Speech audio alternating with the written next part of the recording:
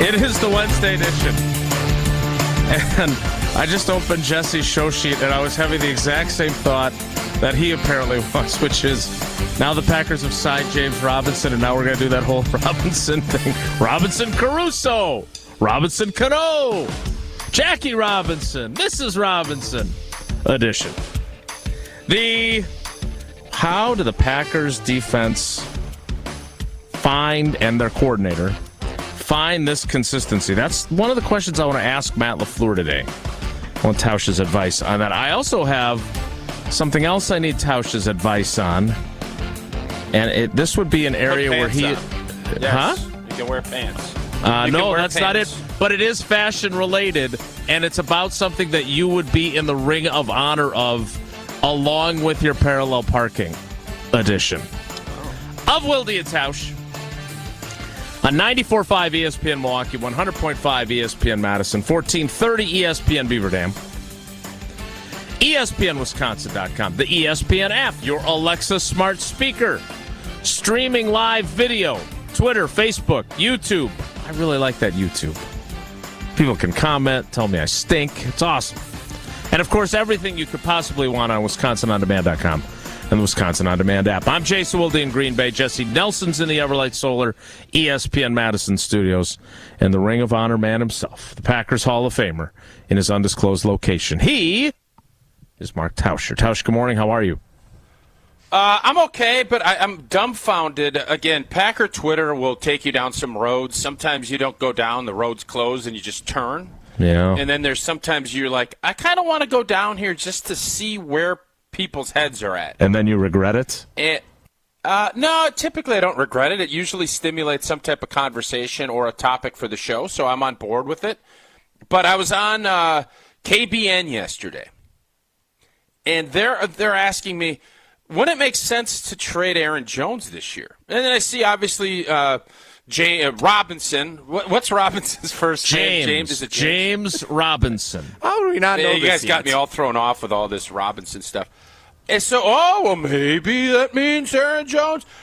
Can anyone explain to me what benefit the Green Bay Packers would get by trading Aaron Jones? They get like a third or fourth round pick. Maybe.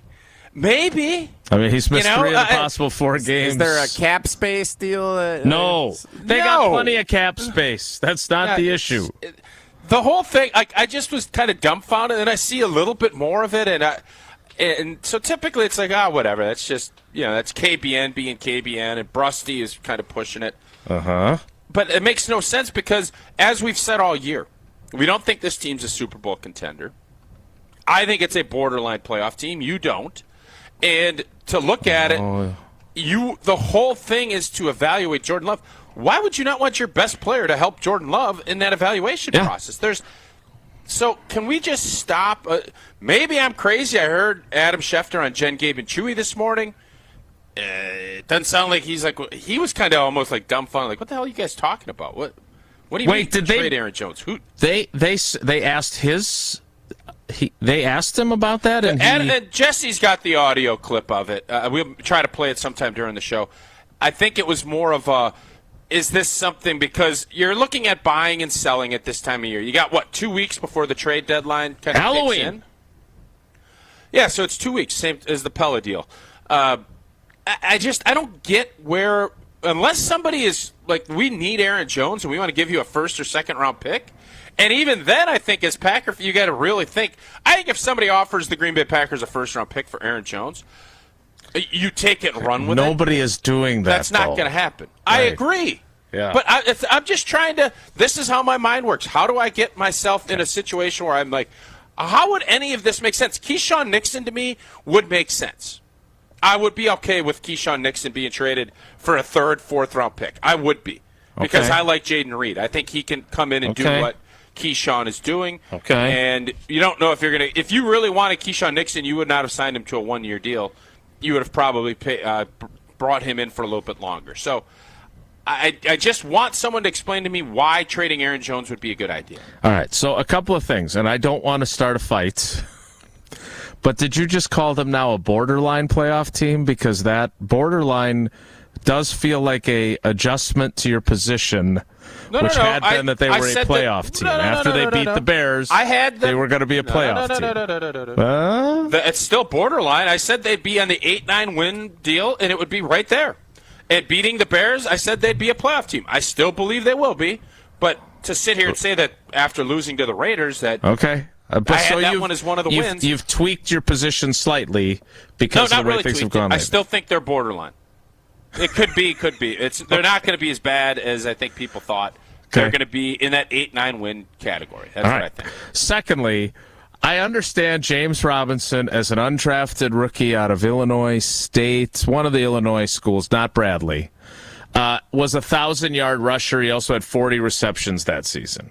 Okay, that was 2020, which, as you know, as you have taught us many, many times, using Eddie Lacy as the rummage sale actor that tells us this, the league comes at you fast. Mm-hmm. He ruptured his Achilles in 2021. He did not undergo the same surgery that Aaron Rodgers did. He had the traditional repair. He has bounced around since. He was with two different teams this offseason. Signing a guy who had a 1,000-yard season for the Jacksonville Jaguars in 2020 does not, to your practice squad, by the way. I mean, I know that's an intermediate step, but still, to your practice squad. Sure. That is not a precursor to saying, once Aaron Jones is healthy, we can trade him. We have James Robinson now. So I understand that is a name that people recognize. I'm guessing that people during their fantasy football season of 2020 picked him up off the waiver wire and really got a great return on him and remember him. But I don't think he's going to come in and be this panacea for your running game. And finally, Aaron Jones has got to be healthy to do anything.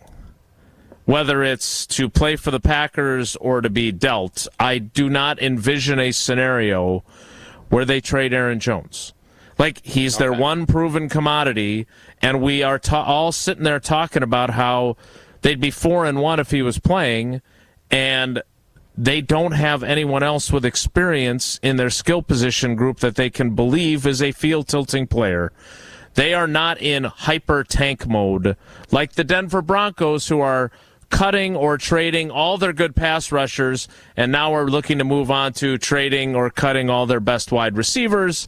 They are looking to tank. The Packers are not. So none of these things make a whole lot of sense. Other than the fact that unless they're nervous, Tausch, that even after the bye, Aaron Jones still isn't going to be ready. He did take part in practice on Monday, but then they signed James Robinson yesterday. So was there something after practice? Well, yeah, but the old boy left, right? His practice squad eligibility was up, and he's no longer with the team. So there's a natural spot. No, Patrick Taylor is. I thought he was back on the practice squad. Let me double check that. They brought back Justin Hollins back to the 53 after that switcheroo they did for game day. So, look, they have Emmanuel Wilson, who I know people were very excited about during the preseason, but clearly they want someone who's played in the league to be an alternative to both Aaron Jones and, frankly, to A.J. Dillon, who still has not kind of found his footing. All right, so we can agree it's just foolish talk to think that the Packers would trade Aaron Jones. I mean, I don't want to. I'm always leery of saying that and then looking like the idiot myself, because then suddenly he gets dealt. But dare I say, like on the media bus to Super Bowl 32, I don't see any way the Packers trade this guy. Okay.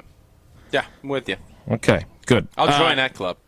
Now, can I get my small piece of advice before you tell us about Pella Windows and Doors of Wisconsin? Sure. Yeah. So, I'm doing laundry, and I come across a vest that I haven't worn. It's a little bulky, though, and I know you are a connoisseur of the vest. You've got your Pella vest, you've got your Tito's vest, you've got Badger's vests. I think there's a Wilde and Tausch vest. There is. There are varying ply, like toilet paper, right? Some are thicker than others. What do I wear other than for driving down without wearing pants and wearing mesh shorts to a distant place? What do I wear a vest for? And, like, can I wear it to a basketball practice? Or am I going to get hot because it's heavy when I'm indoors? Do I have to wear it to the pumpkin patch? What are optimal vest wearing opportunities? Because I am not a vest guy, but I kind of think I want to become one. Vest guys are fun, and I think the big thing to do is golf.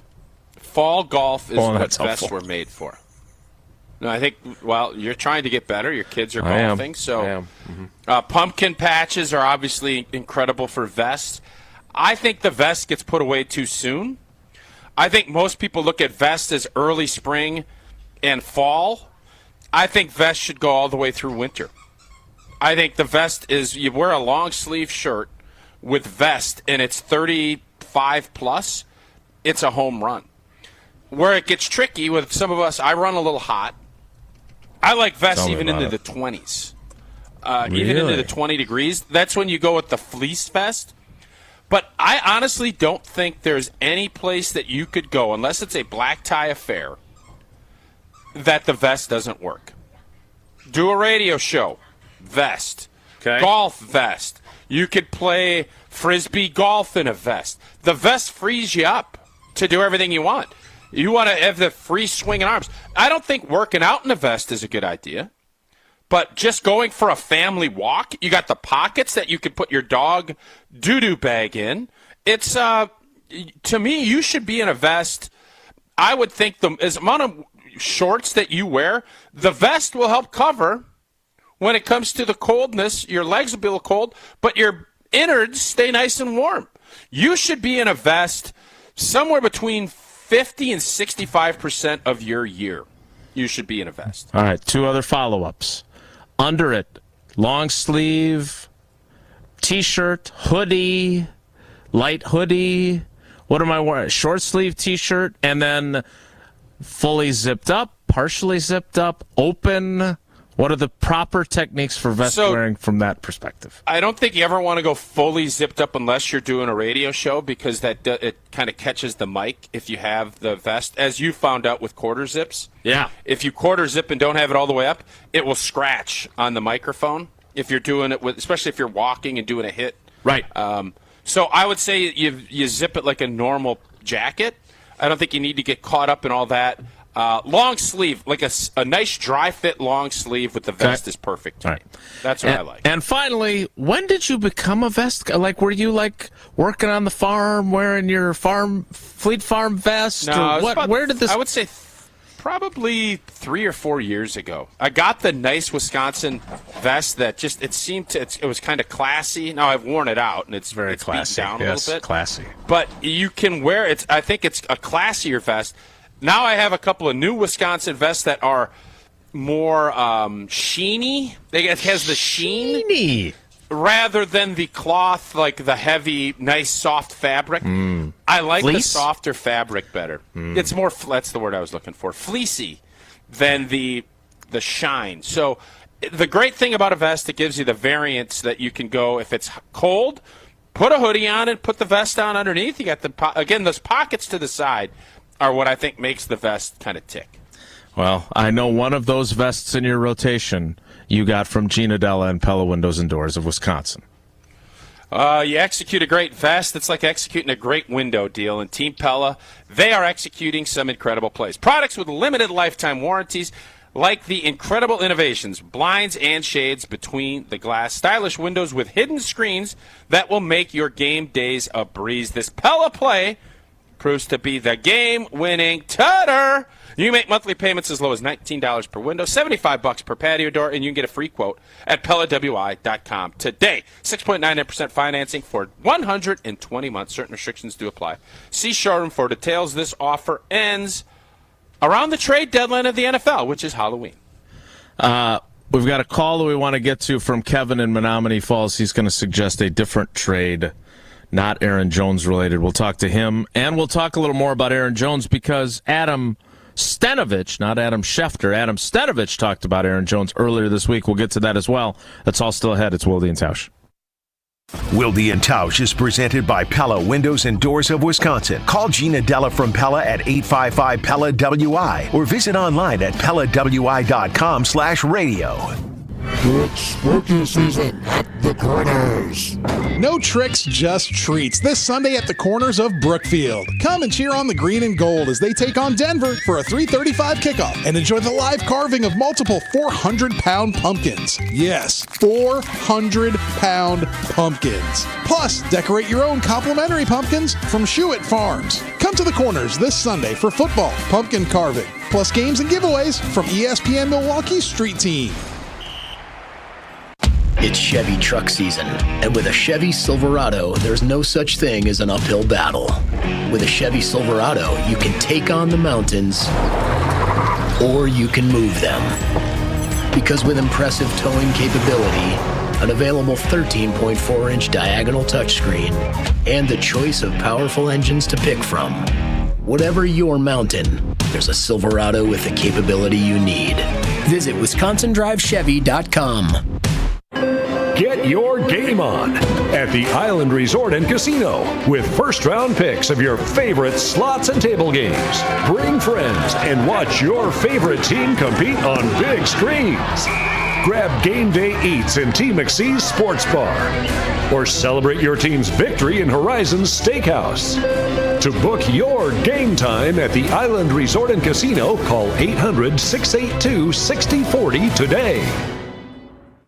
It's time for the Ortho ASAP Minute from Orthopedic Associates of Wisconsin. Dr. Sam Steiner is with me. So someone suffers a sports injury and walks into OAW. What's next? In some cases, setting them up with a sports therapist through our facility and seeing if they can get back into what they want to do without surgery. And then in other cases, when we see them back, we follow them along. You're not assessing just their injury, you're assessing the patient. You want to understand their expectations, and based on that, that's where you go down a treatment algorithm to get them back into what they want to do. Is it tough to take into account the human aspect of things and not just focus on the injury? I think it's very challenging. And like I said, you have to be invested in the people you take care of to understand where they're coming from and what their expectations are. They just can't be a number and look at, say, an MRI and say, well, you have this, then we're going to do this. I think in every single circumstance, you have to take into account everything that you have and assess the patient, understand where they're coming from and what their expectations are. The Ortho ASAP Minute is sponsored by Orthopedic Associates of Wisconsin. There is a difference.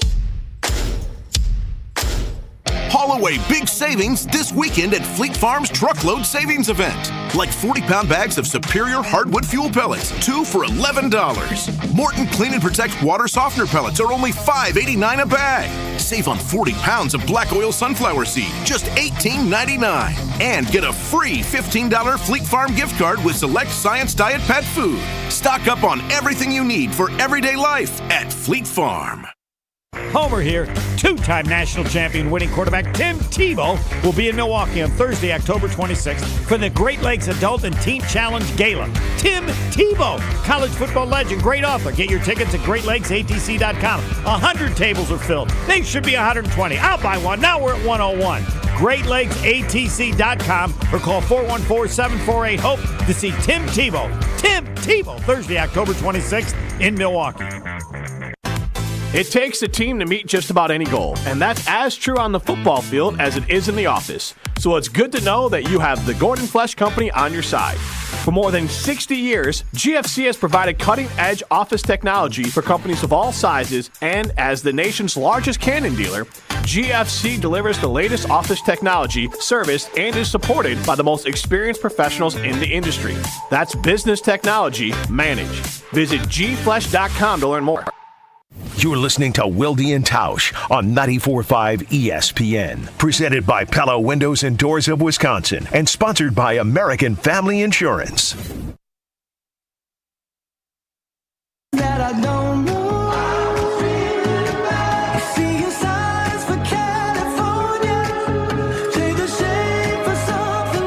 There's always scenarios that come up, and we could see a team this weekend, a contending team, lose a running back, or all of a sudden they're in the market and say, okay. Like, by the way, the Miami Dolphins, who, again, were linked to Jonathan Taylor. Let's say they wanted Aaron Jones. What do you think they would be willing to give up to go get him? I don't think it'd be enough could make the Packers want to trade him. So I don't see that as a practical solution, but let's see what happens and changes here in the next couple of weeks before the October 31st trade deadline.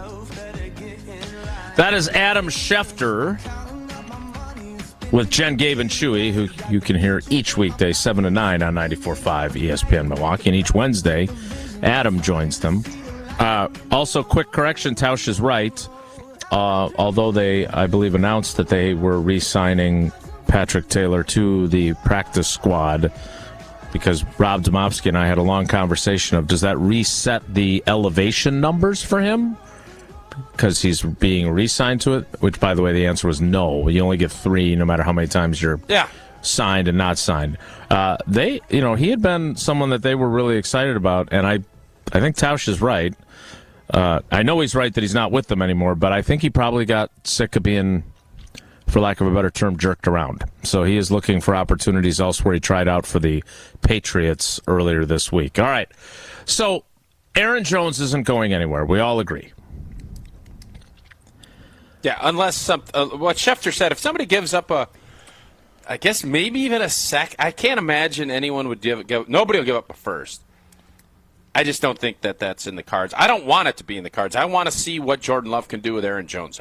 I do want that part of this evaluation. And we also agree, just before we play this clip from Adam Stenovich, that if Aaron Jones had played against Atlanta and Las Vegas, we both agree they would have won those games. Or am I alone in that belief? For certain, Las Vegas. I think Atlanta, you could make a really good argument too, but I would say I would guarantee 1 out of 2, and you feel pretty good that they'd win both. All right. Now, we talked to Adam Stenovich earlier this week, and we talked about Aaron Jones' absence from the offense. Here he is. With our offense, the biggest thing right now is us not. You may have the perfect play called and you just kind of get the bare minimum, or you may have a bad play called and then a playmaker doesn't get you out of it. You know what I mean? So he's one of those guys that really has a knack for it. He's shown, over the course of the last 5 years to be pretty exceptional when it comes to that. So anytime you take a playmaker off the field like that, it's going to affect your offense. And it's just a matter of allowing these other guys opportunities, to create plays. So we're still kind of figuring out which guys we can put in which area and which guys we can count on, because it's one thing to be out in the practice field and they show up, but then once the game time rolls around, you might be getting a different story. So we just got to keep hammering home and keep our faith in these guys, because we do have some talent. Now, Tausch, I feel between you and Joe Philbin, I have heard variations of this repeatedly. It's about players, not plays. Or what is it? Jimmy's and Joe's, not X's and O's, or something like that. Yeah. I think that was Philbin's. Yeah. Aaron Jones is the guy that does the two things that he just said have been the problem. He gets more than the bare minimum out of plays that are blocked up properly. And if you have a bad play, he's a good enough player to turn it into a somewhat positive or potentially really positive play. And he's the only guy that they have at this point, we would agree, that can do that, right? Yeah, I think that's kind of been the case. And, I don't think that was a shot at A.J. Dillon, but I think it was obviously you're going to block what you get. I just think back to when I was playing and how we could block up a power or a zone play or a toss buck, and it could be, blocked up for, let's say, 3 or 4 yards. And I never will forget, we were getting our break speed up in the Metrodome. Bad. I think we were down 17 or 20 at the half. And we ran a power play right out of the gates at the 20-yard line, and Ahman Green was not going to – he was not getting tackled. He ended up taking it in for a tutter, or we ended up scoring a tutter on that drive. He had a long run. I think it was a 70 or 80-yard run. Okay. And he barreled over 3 people. And that sparked us back. And that's the kind of stuff that Stenovich is talking about. Because you need your playmakers to make those plays. That wasn't blocked up for an 80-yard run. Mm-hmm. It's probably blocked up for a 2-yard run. And he decided, well, I'm not going to let this guy we saw a little bit of it. It was in the Wisconsin-Iowa game. Braylon Allen had a couple of, I'm not going to get tackled for 3 or 4 yard runs. I'm going to barrel over people. He's your playmaker. He needs to do that. The same thing with Aaron Jones. And why that's important is because when you get in those lulls offensively where you can't get a first down and you need someone to give you a spark, you have to have that guy there. And Jordan Love, you always need the quarterback at some point to be that guy. But there's other players that will lift up a quarterback when maybe he's not having a great game or he's having some struggles. That's the thing that will kind of lift you up and move you forward to help your offense get more efficient and make you raise your game up a little bit. That's what I think Steno's talking about, and that's where Aaron Jones makes a big difference. So how quickly can another player become that player for you? Because let's be honest, Aaron Jones, we don't know what his future holds after this year. It's one of the reasons why we're willing to even discuss the slight possibility of him being traded. He's missed 3 of the last 4 games. But they've got a lot of young guys that we all see potential and athleticism and talent. But, Rob Domofsky, at another point in this conversation with Adam Stenovich, brought up the fact that watching him in training camp, Luke Musgrave looked like he was going to get 60 catches. Remember when Bill Huber put that out there? That hasn't materialized. So how long does it take before you have a guy that can make something out of nothing or make more out of something like Aaron Jones or, in your case, Amon Green was able to do? Well, I think the key, and this is why, you ask this question to a lot of players, especially when they get to year 3, 4, and have developed as playmakers. It is about when did you know? You have to have that belief in yourself and actually go out there and do it. And I can think of many plays that spark guys' careers, and one of them that always jumps to my mind is one of the most underrated players in Packers history, in my opinion, is Ryan Grant. Ryan Grant. I knew you were going to say. Ryan Grant was somebody that I think traded a 7th-round pick for him, kind of an afterthought. And we go up to the Meadowlands. It's kind of the same thing. We're struggling a little bit. Gets out on a screen pass, and I won't forget it. It's down the left side on the sideline on the field. And he does this sprint and then does a great little spin move and jukes a guy and ends up taking a screen pass, 30 or 40 yards. And everybody's like, whoa. I didn't see that. Mm-hmm. And next thing you know, RG, and it still took a little time, but that all of a sudden, the coaches have to have belief in you, and you have to have belief that you can do it. And when you get those things meshed, it typically comes from 1 or 2 plays. Right. That's why I was excited about Smitty. That didn't materialize. Smitty, it never materialized when he had that big play in the Ravens. I thought, wow, coaches loved it. He showed some things. Yeah. You have to build off of it, but it at least gives you a chance to have a chance when you can make a big play and get the buy-in and the belief that you're looking for. It's a really good example. All right, I know Kevin's been waiting for a while. I want to hear this trade opportunity and either. Just wait. Before Kevin jumps on, who do we think Kevin is trading? I think he's trading A.J. Dillon. Okay. Now, again, I don't know what his market is, and I don't know if I'm right. Let's find out. Let's talk to Kevin in Menominee Falls. Kevin, good morning. Thanks for waiting. How you doing? Good morning. Thank you for having me. Yeah, I had actually 2 trades. I would like to trade A.J. Dillon because he obviously hasn't done anything as a Packer. He's brought in to get the 1st and goal and drive it into the end zone. He's been unable to do that since he's been there. And then I'd also trade Myers, our center, and move Jenkins from left guard to center, which was his natural position at Texas A&M, who I believe would be a Pro Bowl center and help Love out a lot more than Myers is being. And then the one thing to hear from you guys is, do you think that the Green Bay Packers as an organization are going to clean house once Mark Murphy's term is up in 2025 with a whole new coaching staff, get rid of Goody and his staff, and then say goodbye to Mark for good in 2025? And I'll let you guys talk. I've talked enough, and I appreciate your comments on what I just said. Thank you so much. Thanks for waiting for as long as you did, Kevin. We appreciate your patience. Look, I don't know what you get for either one of those players right now. What'd you call those before? A distressed asset? Were you the one that said that to me? It's a really good phrase. Somebody did. It's a phrase. It's kind of dehumanizing, but I understand what the point is. To give I mean, I don't know what you're getting for A.J. Dillon right now, and I really don't know what you're getting for Josh Myers. So that's a drawback. I think I'll say this: you could probably get more for Josh than A.J. just because of the position that he plays and the fact that he was they're both high picks, they're higher picks. That's just not where we're at.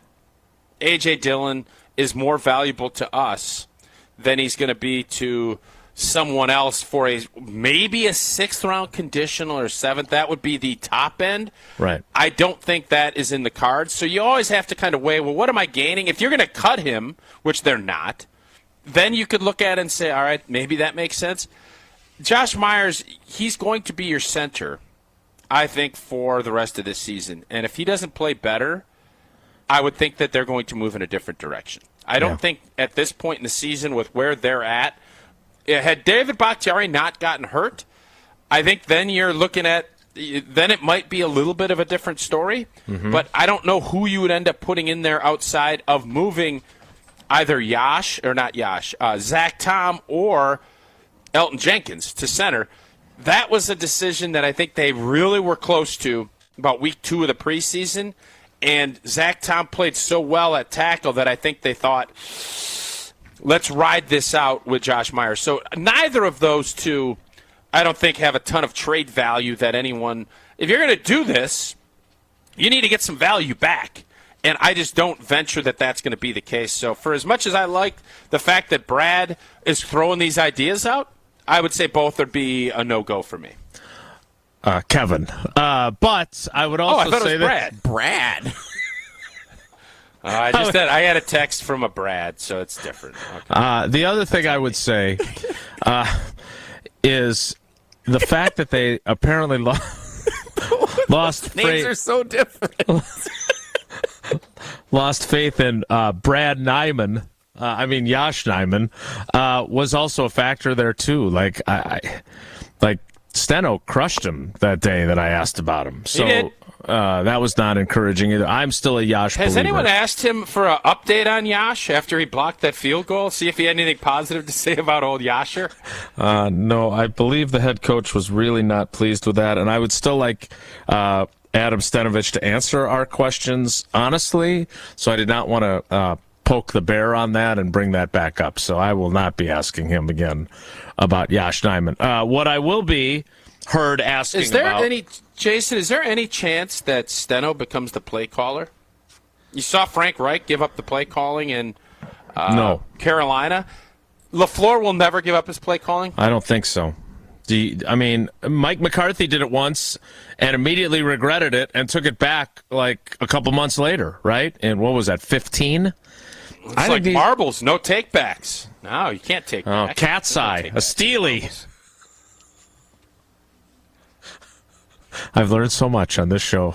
Lots of useless information that I now have about marbles and many other things. Playing marbles at the recess with Brad back in the day? Was that Brad and Kevin? They both used to play. Well, in fairness, it took you 40 minutes to get to Kevin's call, so that's why. Don't do that. That's in fairness. No, in fairness. Come on, just own the fact that you called him by the wrong name. Yeah, I did. I called him by the. We haven't had a Brad on since Norton came on to announce their new show a month and a half ago. I called Kevin Brad. That was my bad. I do want to get to his, and I know you got to get out here, but I do want to get to his Mark Murphy question. I think that's a very interesting question. That sounds like a great idea. We will get to that. We will also get to a little more from Steno coming up. Want to remind you, the Packers and Associated Bank, they've been together since 1919, and they're still together today. They are the official bank of the Packers, and if you want Packers checking and all the perks that come with it, the great customer service, the 10% discount at the Packers Pro Shop, both online and in store, and the events that we do from time to time as well, well, then you got to sign up for Packers checking. Go to AssociatedBank.com/Packers. That's AssociatedBank.com/Packers to find out more. We'll talk a little bit about the future beyond 2023 and the idea of an entirely new regime. I don't know about that, Jim. We'll talk about it next. Or Brad. It's Wilde and Tausch. On air, online, and on demand. Get all your favorite ESPN Wisconsin content anywhere you get your podcast for free. The new Wisconsin On Demand. It's free, it's everywhere, and it's for you. So I came to Advent because I was experiencing recurrent sinus infections. As a new mom, it was really kind of difficult. Many of our patients complain of sinus infections. The headaches, fatigue, and nasal stuffiness have a profound effect on their lives. I just felt like your sickness starts affecting your energy level and, the things that you really enjoy doing. That really was a breaking point for me. So Molly came to Advent. Abnormally tight sinuses and swollen turbinates led to simple breathing triangle solutions that ended up taking about 20 minutes in office. And very soon thereafter, she was breathing freely. I'm just in awe at the amount of air that that I'm able to breathe in and out each night, and I haven't had a sinus infection since the procedure. I'm Dr. Madan Kandula. When you breathe well, you do live better.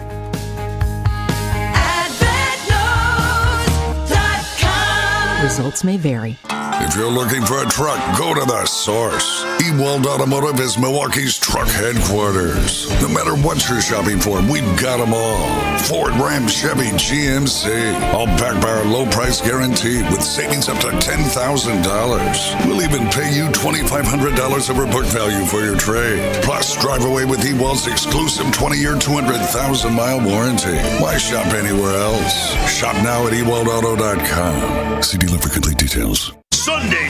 Sunday. That's right, folks. Great Lakes Dragway's 2023 race season is in full swing. Come out to see our annual events like Memorial Day weekend, Labor Day weekend, Nitro Streetcar Brawl, Import Wars, Larry's Fun Fest, and Bug Fest. Looking for something new and exciting? Come see the Night of Fire Jet Show. Want the track all to yourself? Email or call about a private track rental. Go to GreatLakesDragaway.com for contact information and our full season schedule. Great Lakes Dragaway, just a burnout west of I-94 on County KR. Be there.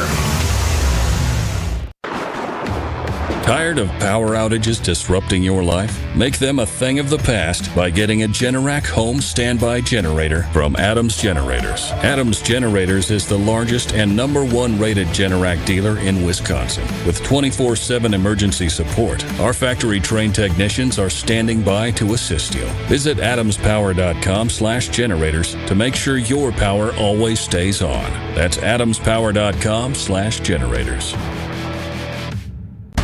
Big trucks can be intimidating. If you've been seriously injured in a truck crash, call Gruber Law Offices today. Trucking law can be extremely complicated. You don't want to take on the insurance company alone. Gruber Law Offices has the experience, the resources, and of course, the results. We know truck law. We know the rules and regulations. We know what it takes to win. Call Gruber Law Offices. One call, that's all. Get to and from every home game in Green Bay this football season safely. Milwaukee Brought House, Jack's American Pub, and Wanakee Golf Course all offer transportation on game days. They've got bus services with private restrooms and all-you-can-drink packages. Book your round-trip ride from any of these locations and get complimentary access to an all-you-can-eat and drink tailgate at the bar on Holmgren Way. Make your reservations now. There's still room for the October 29th and November 5th games. Visit MilwaukeeBroughtHouse.com to book your trip today. Life's better with an auto policy from American Family Insurance. No matter what dreams you're driving towards. That's because our expert agents will make you feel totally protected with the right auto coverage at the right price. You'll also save up to 23% when you bundle auto with home. American Family Insurance. Get a quote, find an agent at amfam.com. Products not available in every state. Visit amfam.com to learn how discounts may apply to you. American Family Mutual Insurance Company, SI, and its operating company, 6000 American Parkway, Madison, Wisconsin. This is Wilde and Tausch on 94.5 ESPN. Sponsored by American Family Insurance. Insure carefully, dream fearlessly. Get a quote and find an agent at amfam.com.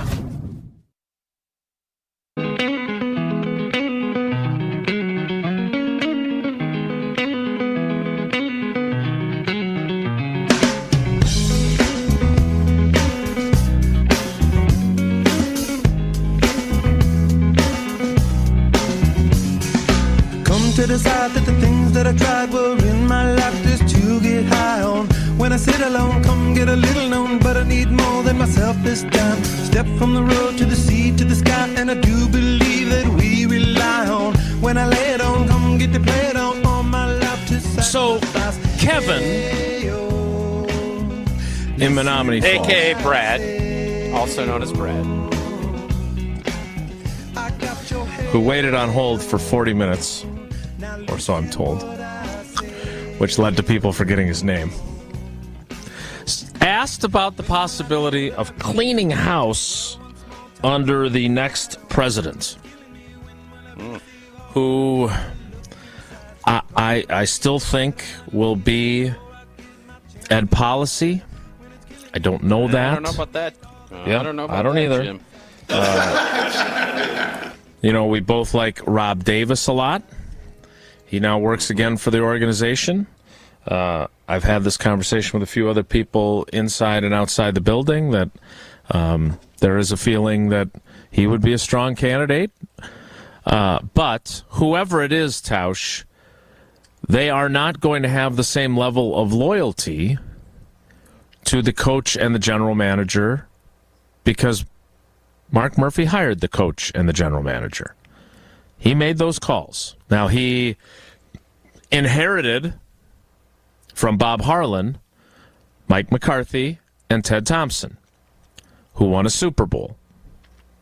He gently nudged Ted into retirement as he dealt with health issues. Probably didn't handle it as straightforwardly as needed to be held. And again, you've heard me say this many times, I did not do a very good job as a reporter of making sure that a publicly owned franchise, that the stories that I was being told were reported. So I'm not faulting Mark Murphy for his handling, but I do think that was problematic for this organization. But these are his guys. Whoever's next will be in the same position he was in when he got Mike and Ted. Well, except for the fact that Mike and Ted, the year before he took over, took the team to the NFC Championship game unexpectedly. And then a few years later won a Super Bowl. So, Tausch, when Kevin/Brad asks that, there's a lot of stuff that can happen between now and then, including Jordan Love turning out to be good, and you don't want to change things because he's vibing with the coach and you like the guys that the GM drafted. But there's also the scenario where this all goes to hell in a handbasket. I don't think that's what's going to happen, but I can't say for certain it won't. So how do you view Kevin/Brad's question? Well, I'm going to be fascinated to watch, and I hope that there is a lot of eyes on how this transition goes. I think that this is going to be a monster, depending on whom gets the job to replace Mark Murphy. I think there's going to be a lot of politics and a lot of differing factions of people are going to want certain people in. And whoever ends up getting that spot, it depends. That will depend on Brad/Kevin's question of who stays. Because for as much as it could be all about success, that obviously helps a bunch. We've seen this numerous times where it's not. It's about personality and it's about ego and it's about putting your person in the position to have your stamp on the football team. And especially, you'll know whether Jordan Love is the guy by then. I know Mark Murphy had it down after 8 weeks, and we're heading into week 6. Yeah. I don't think we'll know exactly what we're thinking at that point yet, but there's a really good possibility that what Kevin's question is yeah. I don't know a ton of people that take over and put in all their work and effort to get to be in decision-making roles that just want to stand pat and not do anything. If you don't believe me, just go ahead and look at what the NFL does. How many times do you hear, well, it's not his quarterback. Mm-hmm. It's not his coach. Mm-hmm. I want my players. I want this. And obviously, great success makes that a lot harder to do. But you could look at the University of Wisconsin. And what Chris McIntosh did, he wants to put his stamp on what goes on. No doubt. So he worked hard to get that position, and hey, Let's see how that plays out. Same thing's going to happen whenever and whomever takes over. But the idea that, well, we're just going to stand pat, I think it's much more likely you don't stand pat than you do. That's just because that's what the history of this shows. When people take over and get new ownership and they do different things and new leadership, it typically means new ideas and new people to implement them. So if I'm Matt LaFleur and Brian Gutekunst, I know my job is on the line here as far as the Jordan Love component to this and winning games. You get a little leeway. But Mark Murphy's deal, when is it done? The summer of 25? That's July 25 is when he turns 70. Yeah. You might as well be talking about that is so far into the future in NFL terms. But I would think that if you're being objective about it, the odds are if you have somebody new, especially from completely outside of the organization, I'd have my eyes open if I was Jimmy those Haslam. At what point do you start the process of replacing him, though? Like, remember, Bob Harlan started the process, and then it actually had to be restarted because John Jones was going to be his heir apparent, and then John had a medical emergency and wasn't able to fulfill the duties. Then they had to start the process all over again. They used a headhunting firm. They ended up with Mark Murphy. So when do you start this process next summer? Oh, I think the process is already started. Well, all right, let me say this. I agree. When do you start the process in earnest? Like you're actually like starting to, there are reports of candidates being interviewed and those types of things. Next summer? I would think you would want to have the next person with at least 6 months plus named. That's where I would think. So, I would think you'd want that going into next season, during next season, like during the football season. I would say, yeah. Mark Murphy got announced during the season, right? Like in 07. November or December. Yep. I would think you would be looking at a November, December of next. I actually think it's going to be earlier than that. I think that they're going to try and have everything buttoned up and done. Okay. I wouldn't be shocked if you did something next year at the what is that little meeting that they do, the shareholders meeting. Okay. Where they get all the fans to come.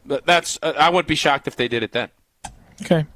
Well, then you will have your president in waiting. I would say, is that something that you will cover and report and investigate and get into? Because I think it's going to be a fascinating process. If I was advising a journalist like you, a young journalist, I would say get on board with a couple of the board members and get the leaks and get all that info out so that you can do. I think this is going to be a fascinating process. I do. And I think fans are going to be uber interested. So Jason Wilde's Enterprises, I would say dig in there and find a way to get in. That would be fascinating reportage if you can get in. I would agree. Nope, you're right about that. I am fascinated also, though, by the timing because going back to what you just said, if they were to decide on this going into the season at the shareholders meeting, that would mean that we most likely will be going into 24 with the new president in waiting and not knowing for sure if Jordan Love's good enough or not, because I still don't think we're going to know by the end of the season. And if you that'll factor in. If you remember, I think one of the big things that Ron Wolf, when he took over and obviously transformed this franchise with Bob Harlan, one of the things he appreciated was that he got hired and was able to watch Lindy Infante and his staff go about their business. Probably not the worst idea for whomever takes over for Mark to be able to have that same luxury. Well, another good point. And great journalism advice as well for young journalists or maybe ones that are approaching not over the hill but are starting to get to the crest of the hill. It seems as if you wanted to work till you're 80. You still got half your career left. 74. Yeah, I still got I got plenty of time. I feel spry. Yes, no doubt about it. Now, I do want to have any good sources on the board of directors? Is there anybody I actually do have a couple. Okay. Yeah. I believe you do. Yeah. What are they saying? Why are you always trying to stir stuff up, Jason? It's fun when the shoe's on the other foot, isn't it? Yeah, it's very fun. I really enjoy it. They're saying there's one person that you have. Let me just say this. There is one name that you threw out there a while ago that I had someone say that you are crazy. Okay. How about that? That'll like do that. between us. Yeah. All right. We will shift gears because we do want to talk about the current team, but that was a great question by Kevin. Brad. And if Kevin or Brad or you need legal advice because you or someone you care deeply about has been injured in an accident, well, then go to the guy that I care about and I appreciate and I respect, and that's David Gruber and Gruber Law Offices. One call, that's all. That's all it takes to get the ball rolling on making sure that you and your loved ones are taken care of in a situation like this. 414-276-6666. That's the one call, that's all number. 414-276-6666. Or just go to their website, Gruber-law.com. Find more about the firm itself, about all their different lawyers and their bios and what they do in the community as well. Gruber Law Offices, one call. That's all. We'll continue our Packers conversation next. It's Wilde and Tausch. This Wilde and Tausch continues next on 94.5 ESPN, presented by Pella Windows and Doors of Wisconsin and sponsored by American Family Insurance. It's go time for the green and gold. On Sunday, it's a showdown in Denver with the Pack looking to get back on track. Nobody's feeling sorry for us. And if we feel sorry for ourselves, we will regress. Our coverage starts with Green Bay game day at noon. Alex Strofe, Steve Scafidi, Jason Wilde, plus special guests all show long. And, I think we'll just all come together and bounce back. But, that's how it goes. It's week to week. Tune in right here on Sunday from noon to kickoff for Green Bay game day. An ESPN Radio Extra Point with Q Myers. If, and it's a big if, capital IF, like if it's a text message, I'm yelling at you, right? Mm-hmm. If the Jets are in position, they're sitting there at 3-3 right now. If they're in position at the end of the season when he could possibly even make a return, I ask you the question, why would you want him to come back?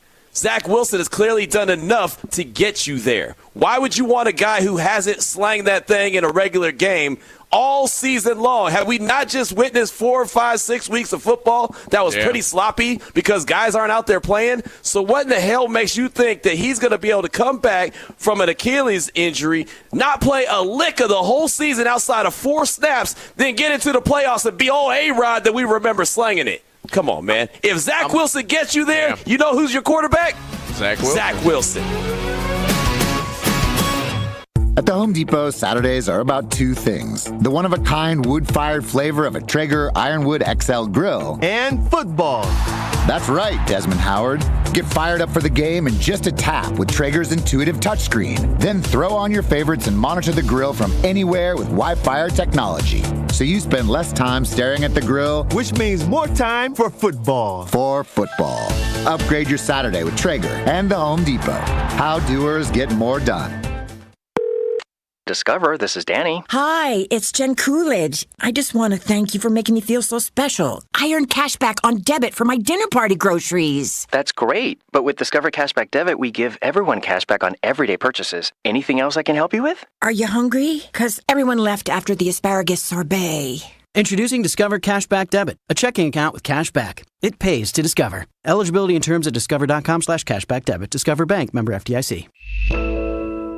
Hey, it's ESPN Wisconsin's Ben Brust. Men can be their own worst critics, especially as we get older and compare our current self to the younger version. The experts at Forward Healthy Lifestyles in Germantown help men with testosterone optimization, regenerative medicines, heart health screenings, weight loss, and yes, sexual enhancement services. Forward Healthy Lifestyles can offer regained energy and endurance, more muscle and tone, enhanced performance, joint therapies, and more. Change your life and stop comparing who you are now to who you used to be. Visit forwardhealthylifestyles.com for a free consultation. The Saganiac Planning Marquette Championship moment. Every second Dwayne Wade was on the court. This year, first ballot Hall of Famer. First ballot. It's special to just be in the Naismith Basketball Hall of Fame, regardless of how many years it takes. Marquette superstar Dwayne Wade called flash in the pros. He was D-Wade, Micro-Wade, Tidal Wade at Marquette. Drop them all. Dwayne Wade has only one nickname left, and call him when you see him. Dwayne Wade. First ballot champion. Level funding for your corporate medical insurance plan allows small to medium-sized employers to create a plan tailored specifically to meet the needs of your employees. Level funding provides the employer with predictable monthly payments, regardless of claim activity, allowing for better budgeting and peace of mind. For more information how level funding can benefit your company, call Aaron Belowski, Saganiac Planning, 262-783-6161. That's 262-783-6161. Saganiac Planning, a name synonymous with employee benefits and top-notch service. Wilde and Tausch is presented by Tito's Handmade Vodka, America's original craft vodka produced in Austin, Texas, and naturally gluten-free. Tito's Handmade Vodka.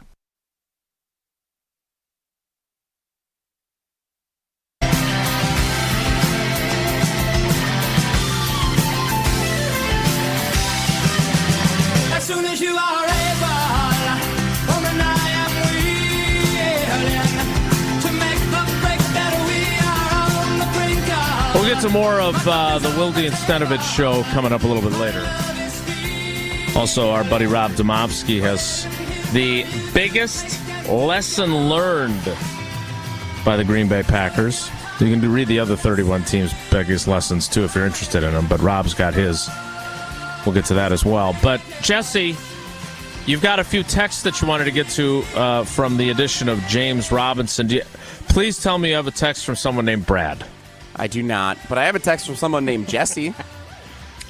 I-E, like you spell it? No, Jesse. Little J-E-S. cute heart over the I? It might be cute me. heart or not? It might be me. It's Jesse and Madison. It's not me, but this, okay. That would be different weird. variations of this question coming in on the text line for you guys. Do you think James Robinson will have an impact this year? Also, I don't see the Pack making a trade without picks involved, and they need every draft pick at this point. Oh, that is kind of Jesse-esque, though, to add like a second point to get it in there. Also, like that. here's my opinion. Yeah, I might have written this text. Also, have you ever been to BullstreamTV.com? That's a great question. Let's define impact, Tausch. Like, do we see Does he James make Robinson? one or two plays that impact the game? Does he have one game? I think if you're asking for James Robinson to come in and get you 1,000 yards, you're nuts. But if you're asking, can he come in and do, have a 2-touchdown run, 75-yard game? I would still say no. Okay. So remember A.J. Dillon's rookie year? I do. Tennessee. It was 2020. Game, right? It was the pandemic season. They had two really good running backs. They had Aaron Jones and they had Jamal Williams, who was playing extremely well, I might add. Correct? And A.J. Dillon, I look at his numbers for most of that year. 2 carries for 14 yards, 5 carries for 17 yards, 1 carry for 3 yards, 5 carries for 11 yards. And then in the second to last game of the season, 21 carries for 124 yards and 2 tutters. Yeah, okay. Tennessee, correct, just like you said. Yeah. Do I see James Robinson having one of those games late in the year for them? No. I think there's also probably an argument to be made that we all remember that Tennessee game, and it made us think maybe increased our expectations for A.J. Dillon, who I thought in 21 was okay, and 22 was not as good as he was in 21, and now he's kind of trying to find his footing for this season. So I mean, James Robinson's not even on the 53 yet. Correct. Jason, quick question for you. You have to put $100 down. A.J. Dillon's on this roster next year, or he's not? I don't think so. I think they probably go a different direction, and I think what they probably do is draft someone later than they drafted A.J. Dillon in 2020, and they give Emmanuel Wilson. And I don't know if they're going to be once bitten, twice shy because of the Bakhtiari thing. But if they could get Aaron Jones to come back again on a discounted deal, let's say he's healthy enough to play the rest of the season, I think that becomes mostly a no-brainer because he doesn't want to go anywhere else. Oh, I think Aaron Jones is back with. I think Aaron Jones will be back with unless he has hamstring injury issues off even and on then, the rest of the year. I think you still take a flyer, put an incentive-laden deal. Aaron Jones has already acknowledged from a market standpoint that this is the place he needs to be. Yeah. And he's got a hopefully G he finishes tattoo on the his knee. season strong. Yeah. Yeah. And you got that tattoo. Exactly. Jesse, you got one more text before we move on to the 10 o'clock hour. Yeah, I do. RJ in Atlanta texts in at 844-770-3776. Only trades I'd consider if I was Goot would be Nixon, Savage, Campbell, Preston, or Yash. It's a pretty long list for only. Veteran players I doubt are back next year. Aaron Jones, too valuable for what you'd get back in return. So AJ's right about that. Let's go, Tausch, let's go through those one by one. You've already said Nixon, who I think would have some trade value for a team that wants to jumpstart their return game. So Totally I think agree. you're 100. Yeah, I was actually agreeing with you, so now you're agreeing with yourself.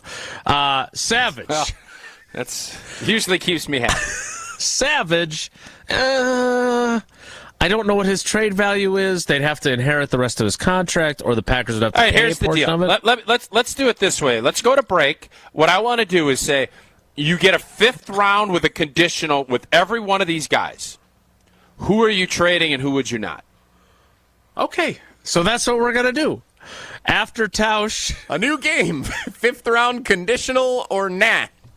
Well, I'm excited. Jason and I are going to try. Jesse, can we do this in-show trivia on the video while you're doing SportsCenter, or do we need to wait? Let's not do it. It's a short set. It's a 2-minute commercial while I'm doing break. SportsCenter is probably the worst time you could propose to do that. But a different time, maybe the next commercial break, we'll be able to do it. Yeah. Well, there's never a bad time to go to a Badger game, and there's never a bad time to get a VIP experience at it. And American Family Insurance, they want to give you and a friend that VIP experience at a Badger football or basketball game during the 2023 season. You and a friend receive pregame sideline or courtside passes, tour of the facility, and tons of great merch to support your Badgers. Enter today at amfam.com/Badgers. No purchase is necessary. Dream fearlessly, insure carefully. All righty then. The 10 o'clock hour of Wilde and Tausch begins with 5th round conditional or nah? Our new game. I hope Jesse can conjure up some music for it. I'll do that between trivia.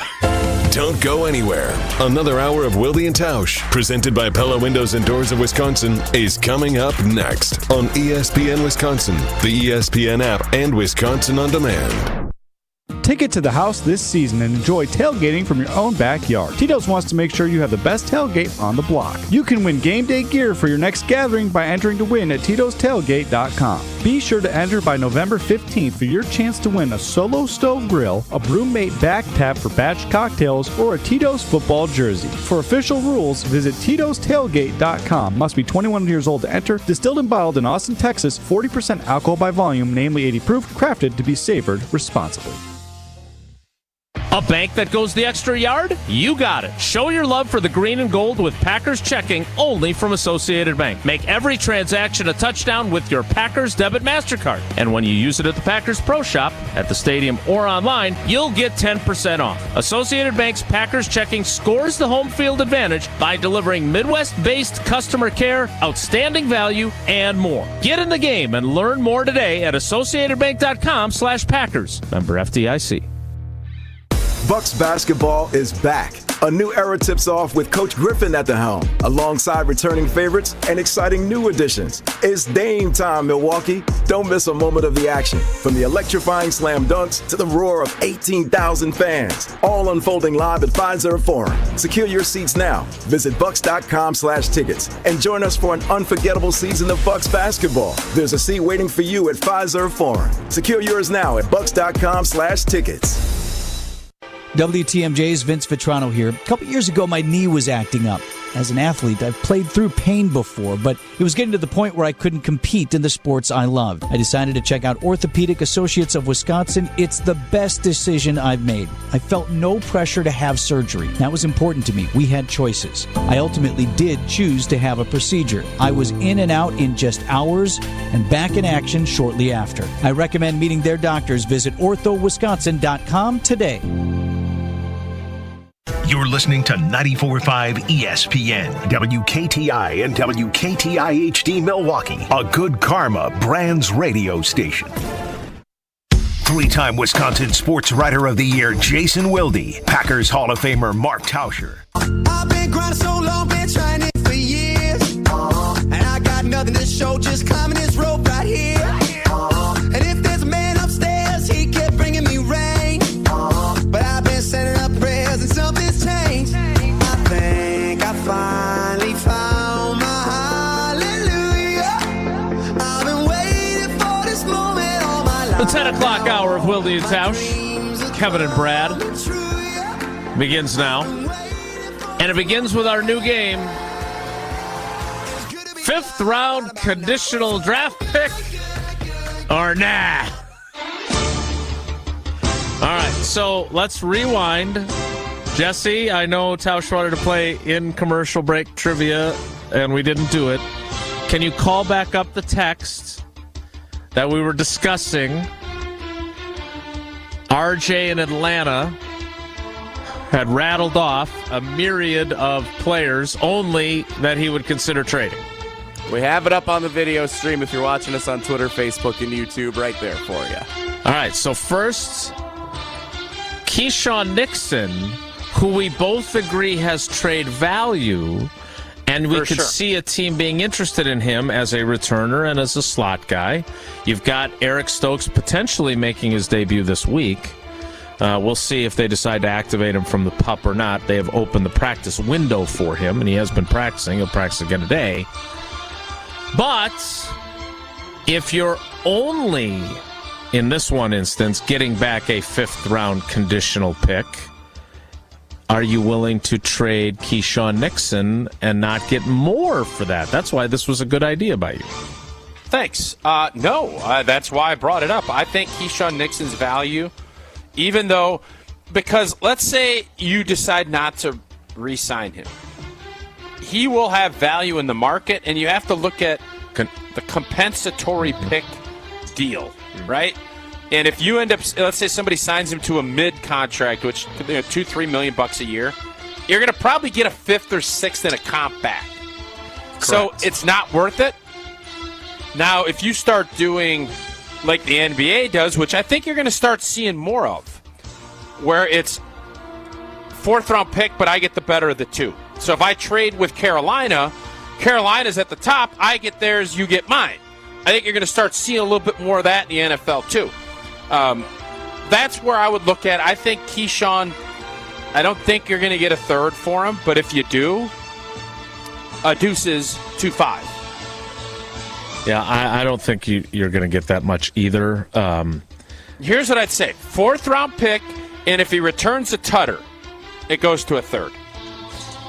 Okay.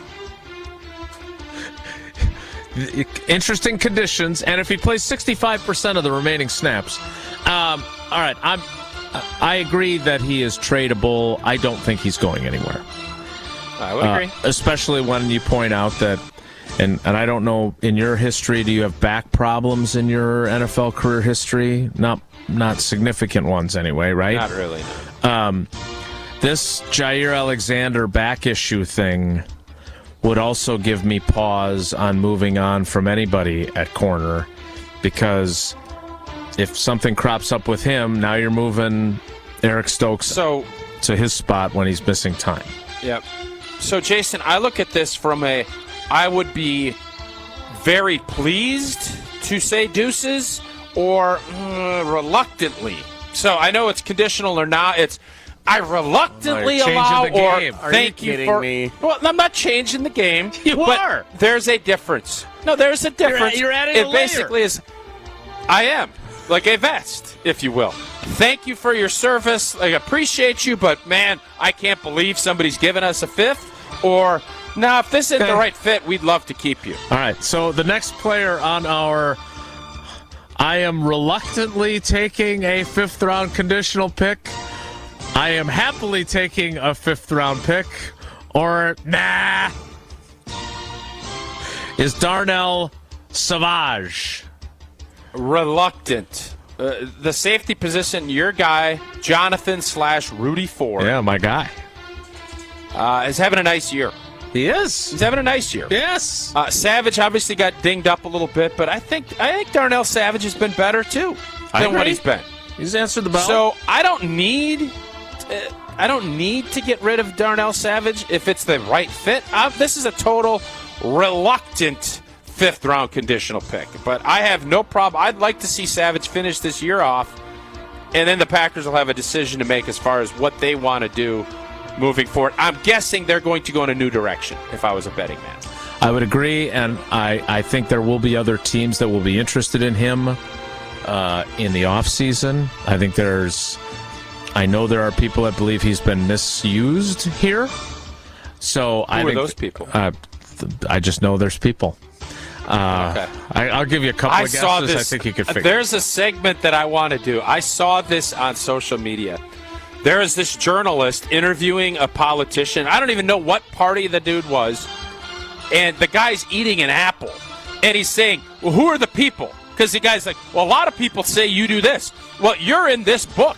And the guy is just chomping on this apple. And he's asking the journalist to say, well, just tell me who said this.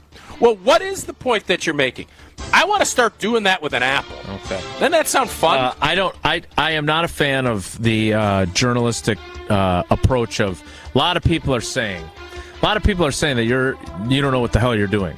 Okay, I don't like that. I try to put myself, I'm starting to wonder if you know what you're doing, kind of a thing. I don't like to pin it on other people, but when there's a sourcing issue, that's where I'm saying there are other people who believe Darnell Savage. I understand. I just love a lot the of people apple do like idea. that approach to journalism. I think I'm bringing an apple to the show tomorrow, and when I have to follow up, I'm going to take a bite of the apple and ask. I think it's fun. Doesn't that just kind of turn into you just talking Eating with on your the mouth? radio? No, it would be. Is this your how way to about manipulate them eating a apples? snack? No, during it would the be. show? How about them I got apples? a number. How do you like them apples?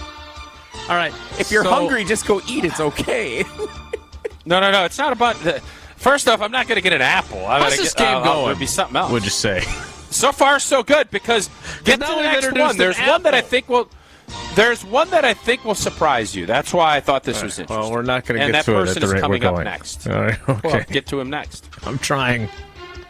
Darnell Savage, I think, will fetch potentially a decent compensatory pick combination. I agree. So I am Darnell not trading Savage should stay. Reluctant. We agree? Reluctant? Both of us? That's me eating an apple. All right. How about Devondre Campbell? Devondre Campbell, who has not played since spraining his ankle on the first defensive snap against New Orleans, which feels like a year ago. Yeah, this I don't think will surprise you. And this is why I thought it was interesting. Thank you. You know what? Devondre he had a great year 2 years ago. He's been injured. We've been paying him a ton. Quay Walker, I think, needs to take over and kind of just be that dog. I think Devondre Campbell's time with Green Bay is probably about up. And if somebody is looking for a veteran linebacker that would be willing to give us a draft pick, I don't even need it to be fifth. I would be fine and okay with saying, thank you, Devondre Campbell. I think it's time to move on. So is that too harsh? No, I don't think it is. Now, I would, in fairness to Devondre, who I don't know at all, frankly. Like, I think he's talked in the locker room maybe 3 times during his time with the Packers. He does not have any interest in interacting with us. I am not holding that against him. In fairness to him, he has been hurt, and so I don't know if I can accurately say this or not, but I was lightning in a bottle guy with him. Now, Rasul Douglas, I also said that about, and I couldn't have been more wrong. Mm-hmm. I was 1,000% wrong. Rasul Douglas is a dog, as you like to say, and a really good football player, and has become one of my guys in the locker room who I really enjoy talking to. And I think he's honest, sometimes to a fault. I really like him, and he's a really good player. He has found the fit for him. Devondre Campbell, who went onto social media to basically, after he got his contract, tell people that he had been disrespected throughout his career and that now that he's a first-team All-Pro, now people finally see how good he is. Now, since then, has not done much. So you're in my camp.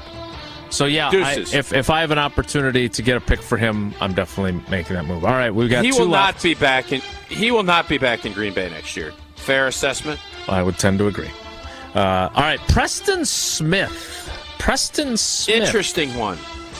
Interesting. I don't want to get rid of him. I would say reluctant. Very reluctant with Preston Smith. How He's a long good would you player. like to hold on to him? I don't want to trade him during this season. Yeah, I don't know how much more guaranteed money he has. I think Devondre's guaranteed money is about done. 2 years. I think he had 2 years worth. I don't know Preston Smith. I don't know how much he has left on his deal. Let me give you this. So Devondre Campbell's deal was 5 years, $50 million. The potential out where you don't get hit super hard with the dead cap is after next season. Okay. So there is some salary cap pain if you move on from him after this season, but it's not really bad. Let me put it that way. Okay, and you've got Rodgers off the books completely, so you can probably do it. Now, Preston Smith's contract, on the other hand, remember, they did alter his contract. They extended him.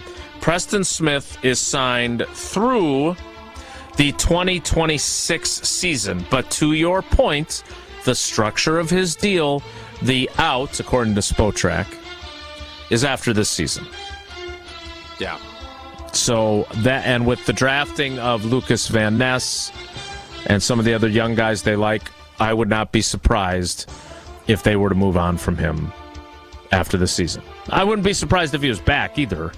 I think this is one I could see go either way. Sure. Yeah, and I think Preston Smith has played good enough and stayed healthy enough Agreed. that Packer fans would be more than content with another year where Van Ness is learning and Rashawn Gary. Preston Smith is still a really good player. We saw that last week, and I think we'll see that again on Sunday afternoon in Denver. Yeah. So I'm fine. I think if somebody wants to offer a fifth-round conditional, I think I'd probably trade him, but I would be reluctant doing so. Yeah, and he can cover wide receivers too. He's very versatile. All right, last one, Josh Nijman. Josh Nijman. Fifth-round conditional enthusiastically, fifth-round conditional reluctantly, or nah? So my opinion differs from what I actually think the Packers' opinion. I would agree. I like Josh a lot more than the Green Bay Packers do. He just had a blocked field goal that was big in that game. But I think the Packers, they don't value Josh probably the same. So I think if they could get a fifth-round conditional, they would be all in to trade him. I would not, because I think Josh still has good value, and his contract is set up well, that he is going to be a versatile, dependable backup tackle in a league where teams are struggling to find starters. I would reluctantly, very reluctantly, trade him if I was me. But I understand that's not how he's the last feel. guy on our list. Let me just ask you this. He is an unrestricted free agent next year now. Again, the compensatory pick equation, would someone pay Josh Nijman to be their starting right tackle? I mean, here's what's mysterious about him. They put the second-round tender on him. They're paying him nearly $5 million this year to not play. So they clearly, or at least the coaches, clearly changed their mind on him.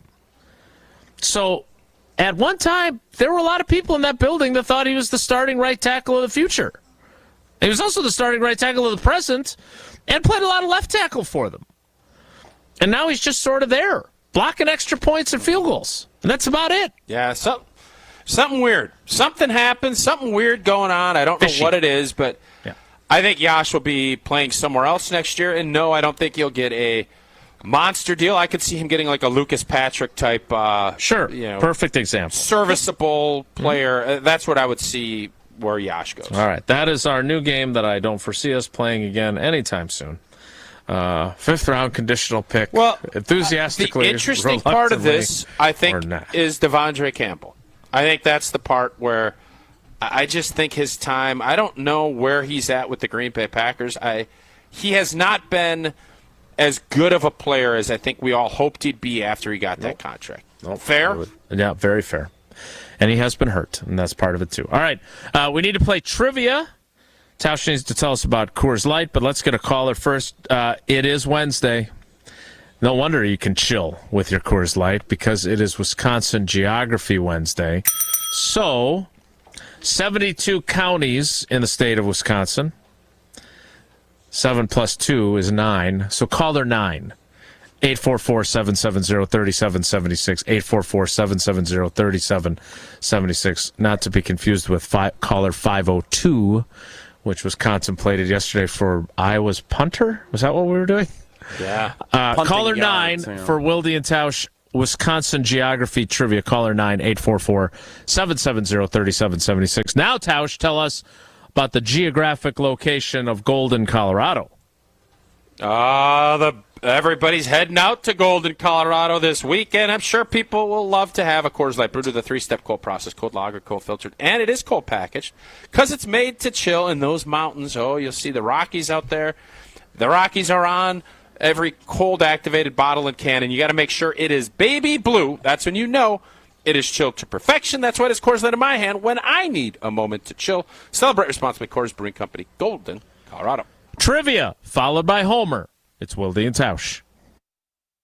Wilde and Tausch continues next on 94.5 ESPN, presented by Pella Windows and Doors of Wisconsin, and sponsored by American Family Insurance. Untethered, unfiltered, and unbothered. Taking notes over there. Taking some of those nips. Kyle Bruston Nortman, KBN, presented by Bud Light, the official beer of the NFL. Nips. Taking some of those tips. those tips and storing them away. I do like nips as well. But Tausch. Weekdays from 2 to 5, right here on 94.5 ESPN. And subscribe to the show on Apple, Spotify, or wherever you get podcasts. Looking for a fun way to win up to 25 times your money this football season? Well, test your skills on Prize Picks, the most exciting way to play daily fantasy sports. Just select 2 or more players, pick more or less on their projection for a wide variety of statistics, and place your entry. It's as simple as that. If you have the skills, you can turn $10 into $250 with just a few taps. Easy gameplay, quick withdrawals, and an enormous selection of players and stat options are what make Prize Picks the #1 daily fantasy sports app. Ready to test your skills? Join the Prize Picks community of more than 7 million football fans who have already signed up. And right now, Prize Picks will match your first deposit up to $100. Just visit prizepicks.com/WI and use code WI. That's code WI at prizepicks.com/WI for a first deposit match up to $100. Prize Picks, daily fantasy sports made easy. ESPN Wisconsin's Mark Tauscher here for my friends at Kohler Services. Have you been thinking of updating your bath or shower? Well, Kohler Services is a local end-to-end bath and shower design and remodel service brought to you by Kohler, a family-owned business in Wisconsin for 150 years. Kohler is the only manufacturer offering fast, professional installation and care for life. Start enjoying your bath or shower right now with a special offer. Visit KohlerServicesWI.com to request your free quote and tell them that I sent you. Again, that's KohlerServicesWI.com. Kevin Moret here from Mentality Men's Health. Guys, did you know that the stored belly fat reduces your free testosterone? The more the belly grows, the harder it is to drop, mostly because of the decrease in free T. It's a vicious cycle that men are losing, and unfortunately, everyone can see it. Mentality breaks that cycle with semaglutide, an industry-changing weight loss medication that can help you lose up to 15% of your body weight while preserving your testosterone. Join our over 20,000 clients to look and feel the way you deserve. In Milwaukee, go to lowtusa.com. That's lowtusa.com. All right, Team Pella, listen up. Thanks, John Kuhn. Customers love our products with limited lifetime warranties. Check out these big plays. Incredible innovations like blinds and shades between the glass. No interference on that play, Coach. And stylish windows with hidden screens that make game days a breeze. Can it get any better? It can. With monthly payments as low as $19 per window, $75 per patio door, and a free quote at PellaWI.com. Let's go. 6.99 APR for 120 months. Certain restrictions apply. See show for details. Offers on 10/31/2023. WWE Friday Night SmackDown returns to Milwaukee's Fiserv Forum October 27th. You'll see the greatest of all time, John Cena. Get some! Undisputed Universal Champion Roman Reigns, United States Champion Rey Mysterio, LA Knight, Charlotte Flair, the almighty Bobby Lashley, the Brawling Brutes, Solo Sikoa, the Street Profits, and many more in action. Tickets start at $20 at Ticketmaster. If you're shopping for a new vehicle, don't miss Wilde Automotive's Model Year Closeout Sales Event. Save on remaining 2023s and get the lowest prices of the year. Shop over 400 new vehicles with savings up to $10,000. All backed by our low price guarantee and exclusive 20-year, 200,000-mile warranty. 11 brands, 10 locations, one easy experience. Go to ewaldeauto.com. You're listening to Wilde and Tausch on 94.5 ESPN. Missed any of the show? Find us on Wisconsin On Demand wherever you get your podcasts. It's free, it's everywhere, and it's for you.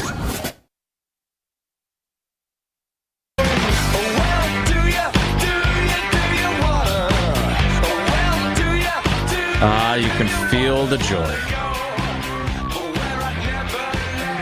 A first-time contestant.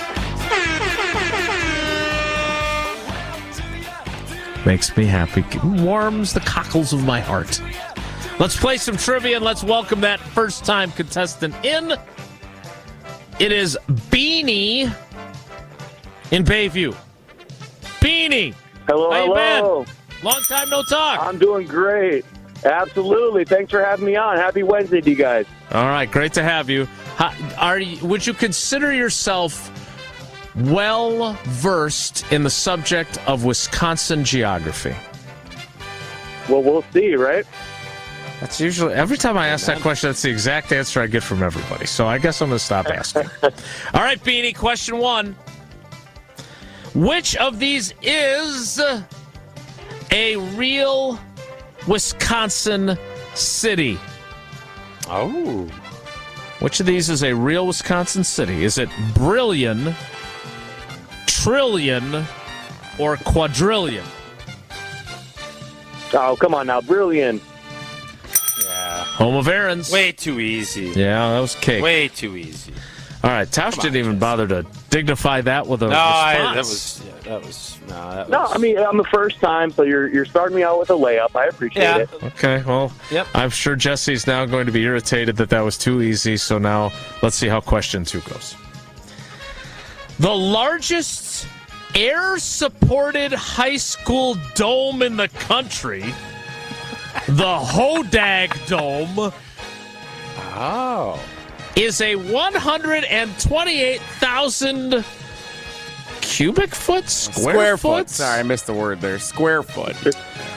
Climate-controlled sports complex found in which of these Wisconsin cities? Is it Hayward, Rhinelander, or Manitowoc? I mean, you gave it away by saying Hodag. It's got to be Rhinelander, no? Yes, well done. Also making it easy. If you don't call it the Hodag Dome, I'm not getting it right, though.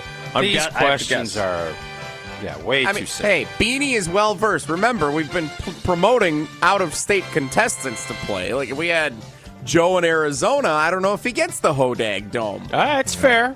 That's fair. Weren't you a big deal in Rhinelander for a brief period of time? I love Rhinelander. Like, we had their Chamber of Commerce person on the show, if I remember correctly. I don't remember that, but I do recall I've had a lot of good times. It is up a great in Hodag town. country. Yeah, I also heard Great again town. from our friend Lori Bankston from the Wildlife Sanctuary checking in on the turtles. Whoa, Nelly! She ain't going to like the answer to what Jesse did. No, she's not. All right, Beanie, let's get a clean sweep here. Question number 3 is this. They're thriving in the pond. You have no idea what they're doing. You have absolutely no idea. I'm assuming I can There's only... a great bowl of soup. I can Jesse only and Beck had a great assume crock pot full of soup. They hatched and made their way to the pond while we were up north one weekend this Musty summer. Turtle Mac. All right. Question 3, Beanie, is this. Latitudinally, which of these Wisconsin cities is located the farthest south? Farthest south. Okay. Is it Shawano, Marinette, or Ladysmith? Oh, that's tough. It is tough. No clue, but I'll go with the Ladysmith because the other ones sound up north. I'm going to say Shawano on this one. All right. The latitudinally, which of these cities is located the farthest south of these three? One of you is right. One of you is not. Unfortunately, Tausch is the one who's right. Shawano. The correct answer, Shawano. All right, Beanie. Shawano, as I like to call it. Beanie, as with our first two contestants this week, you got 2 out of 3, which leaves you with 3 of the possible 4 entries. So now we've got 3 contestants with 3 entries each, including you. We appreciate you playing, and it's always good to hear from you. Thanks, buddy. I appreciate you guys. Of course. Take care. Be good. All right, that's my line. That was trivia. How do we feel about the last question as a tougher? Very fair question. Yeah. Especially I as easy as the first 2 were. Yeah, those were layups. Very good. Yeah, the whole has anything been, you know how when you're studying for exams and you're trying to figure things out, don't you always recall, I always appreciated the fact that longitudinally you started thinking vertical and latitudinally you always went because of long. I think that is one of the best descriptors to really help students learn. The longitudinally, it's long ways, not the lat ways. I always appreciated but the that. lat does nothing for you. Yeah, latitude lines are also long. Like, they're actually longer. I'm telling you, than I've never had an issue. Lines. I've never had an issue with it, and I've always appreciated whoever decided on the map atlas dude or gal Da Vinci, saying I longitudinally. I've always understood it because longitudinally you think north-south every time. We've discussed your stellar academic career during your time at the University of Wisconsin a number of times on this program, and your master's studies and everything else. How much map work did you have during your collegiate period? Love map work. Big map. Matter of fact, I just saw. Cartographer Tausch. There's something that I'm going to ask for Christmas. I want one of those old school. No, a map where you could like pull down, like back in the old days when we were in school. Not everything is like videoed. Where you yank down the map and you have different continents. Like in Sleepless in Seattle, where he's yelling at his kid. I don't know about Sleepless in Seattle, but wouldn't it be cool right here if we have the map right here and I could just pull it down and we could do in-show trivia and I could say, where are we? And I'd point to it, and whoever get the guess, like that would be fun for me. Do you really Where think is there's a Seattle? practical use to that map? Like, where is Baltimore? How many times? I don't know. How many but times are you going to have the instinct to turn around, pull down the map, and check it in real time and be like, yeah, that. Like, plus, you can't affix it to your nice armoire or whatever that is. Like, you're going to damage the wood. There's some different ways you can do those things. Here's the deal. I love maps. I think the study of cartography is, I believe, the study of maps. I think it's a beautiful thing. I do. All right. The big cartographer, do you want Mark Tausch. Do you want like a world map, a U.S. map, or a Wisconsin map? Jesse, so you're not old enough. Jason will understand. It was layered. The map pull down was layered. So you want all and multiple ones. It was like a spool shade. up. Like the shade that is inside your roll screen, inside your Pella window. Not like the shade where you have to block on Tackle Talk. Or throwing shade. There's literally like 7 or 8 tabs, Jesse, that you could yank down, and then it spins back up, and you could say, oh, I want to pull down Antarctica today. Oh, I think it's fascinating. You pull it down, you study it, you look at it. I'd like to find one that's 3D. That will jump out wait at a minute. You can't have all those tabs then. What? Potentially, you're right, but it's a new era. Who would ever thought you could get I just saw somebody's printing steak. They had a 3D steak that they made. I understood waffles, go to these hotels, you get a 3D waffle or a pancake. I'm seeing now they're doing 3D steaks. Can you believe it? So if you don't think they can pull off a way to do a 3D map that you can pull down, I don't think you're paying attention. God, I love this show. I love what I do for a living. I really do. You just never know what's going to happen. I'm telling you, though, that theoretically, next is Homer. And I bet he remembers those maps. I bet that. We'll talk to him next. It's Wilde and Tausch. This is Wilde and Tausch on 94.5 ESPN, presented by Pella Windows and Doors of Wisconsin and sponsored by American Family Insurance.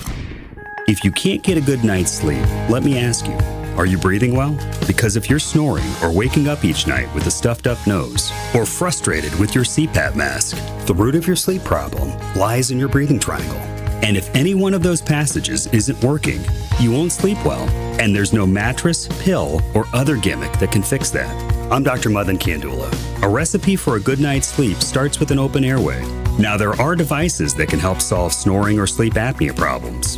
If you walk into a sleep center, know you'll walk out with a CPAP. And you might find other options elsewhere.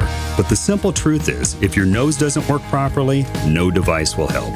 Only at Advent will you find every effective snoring and sleep apnea solution, along with a world-class team that can get your nose working properly again.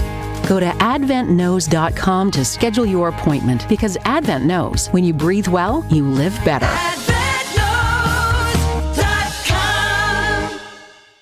For over 4 decades, one name has stood out as a symbol of excellence in automotive sales and service. It's the Boucher Automotive Group, dedicated to providing exceptional experiences to all of our valued customers. We will help you find the perfect vehicle within your budget while respecting your time. With 20 convenient locations, we're the one-stop destination for all your automotive needs. At Boucher, we're your trusted partner on every mile of your journey, riding with you every mile since 1977. The Boucher Group has exciting news to share with you. We've expanded to better serve our community. Introducing Nissan Lake Country, the newest addition to our family. Step into our showroom and discover our exceptional selection of brand new Nissans. We're also stocked with the best pre-owned options in the market. And as we expand, we're not just growing our inventory, we're also growing our team. So join a team that values your skills and celebrates your success. Visit us online or in-store today and view our current job listings at bouchercareers.com. Heading up north for some golf? Be sure to book a tee time at the Ball Golf Course, an Arnold Palmer masterpiece just north of Milwaukee on the way to Kohler. It's the best destination for your next Wisconsin round of golf. Enjoy golf. Enjoy the Bog. When you need electrical service, choose the company other companies call. Current Electric has been energizing and illuminating lives in the southeastern Wisconsin area since 1983. They have earned the trust of businesses like Bauer Sign and Lighting, Midas, and Take 5 Car Wash. With 40 years of 5-star service under their belt, they are sure they can earn your trust too. Whether you need residential or commercial work completed or are interested in solar or generators, call the superheroes at Current Electric. Visit callcurrent.com. Q Club of Wisconsin is a hangout spot for watching sports, playing games, and having some drinks. Mike, what do you have going on over there? That's right, Gary. We've got so much going on here. And of course, you know we're your home for green and gold games every week. Plus, book our VIP area for any of your parties, which includes a private pool table, 2 shuffleboard tables, and 4 dartboards. And of course, our fish fry piled high on Wednesdays and Fridays. All happening at the Q Club of Wisconsin, North Grandview Boulevard in Waukesha. Check out QClubofWisconsin.com. Hey, Drew Scott here, and I'm Jonathan Scott, reminding you that life's better with a home policy from American Family Insurance. They can help you get just the right protection at just the right price and help you save when you bundle home and auto. Kind of like Goldilocks and the 3 Bears. It'll be just right for you. We love a custom build. American Family Insurance. Insure carefully, dream fearlessly. Get a quote and find an agent at amfam.com. Products not available in every state. Visit amfam.com to learn how discounts may apply to you. American Family Mutual Insurance Company SI and its operating company 6000 American Parkway, Madison, Wisconsin. We don't want you on our team. You're not the right fit for this job. You're too slow and fast. Don't you care how you look? Weight bias hurts. Go to stopweightbias.com. A public service message from Obesity Action Coalition. You're listening to Wilde and Tausch on 94.5 ESPN. Presented by Pella Windows and Doors of Wisconsin. Call Gina Della from Pella at 855-PELLA-WI or visit online at PellaWI.com/radio.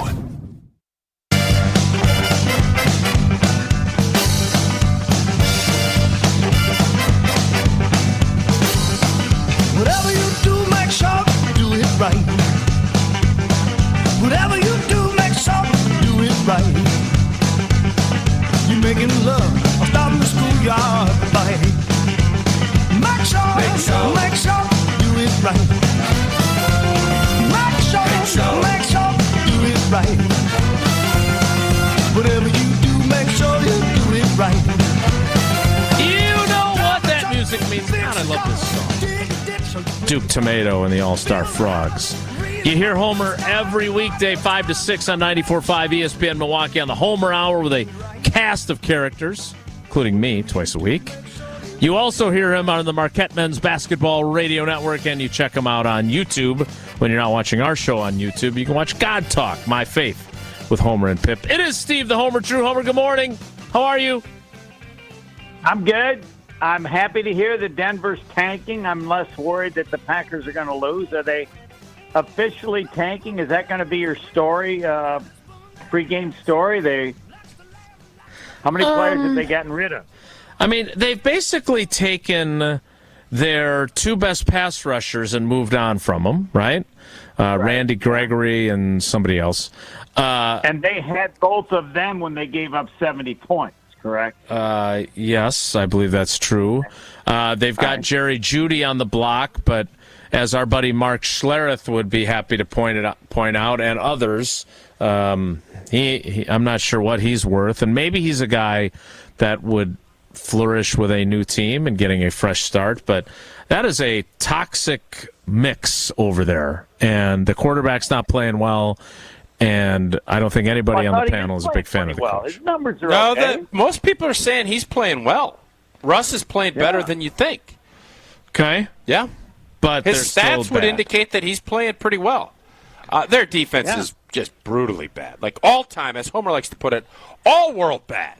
That defense. For those of you wondering, Russell Wilson's numbers, he's completed 65.9% of his passes, which is 10% more than Jordan Love has. 12 touchdowns, 4 picks, 99.0 passer rating. I would say that's markedly better than where our quarterback's at, right? Stat-wise. I wouldn't say it's awesome, but it's better than where the current But it's Packers markedly better than what our guy is doing. And it's better than his numbers last year, too. Yeah, fair. Okay, so the problem is their defense, right?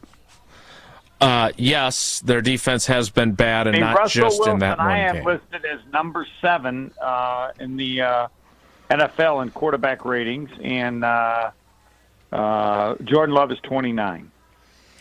The Denver Broncos are last in the NFL in total defense, last in the NFL in rushing defense, 30th in the NFL in passing defense.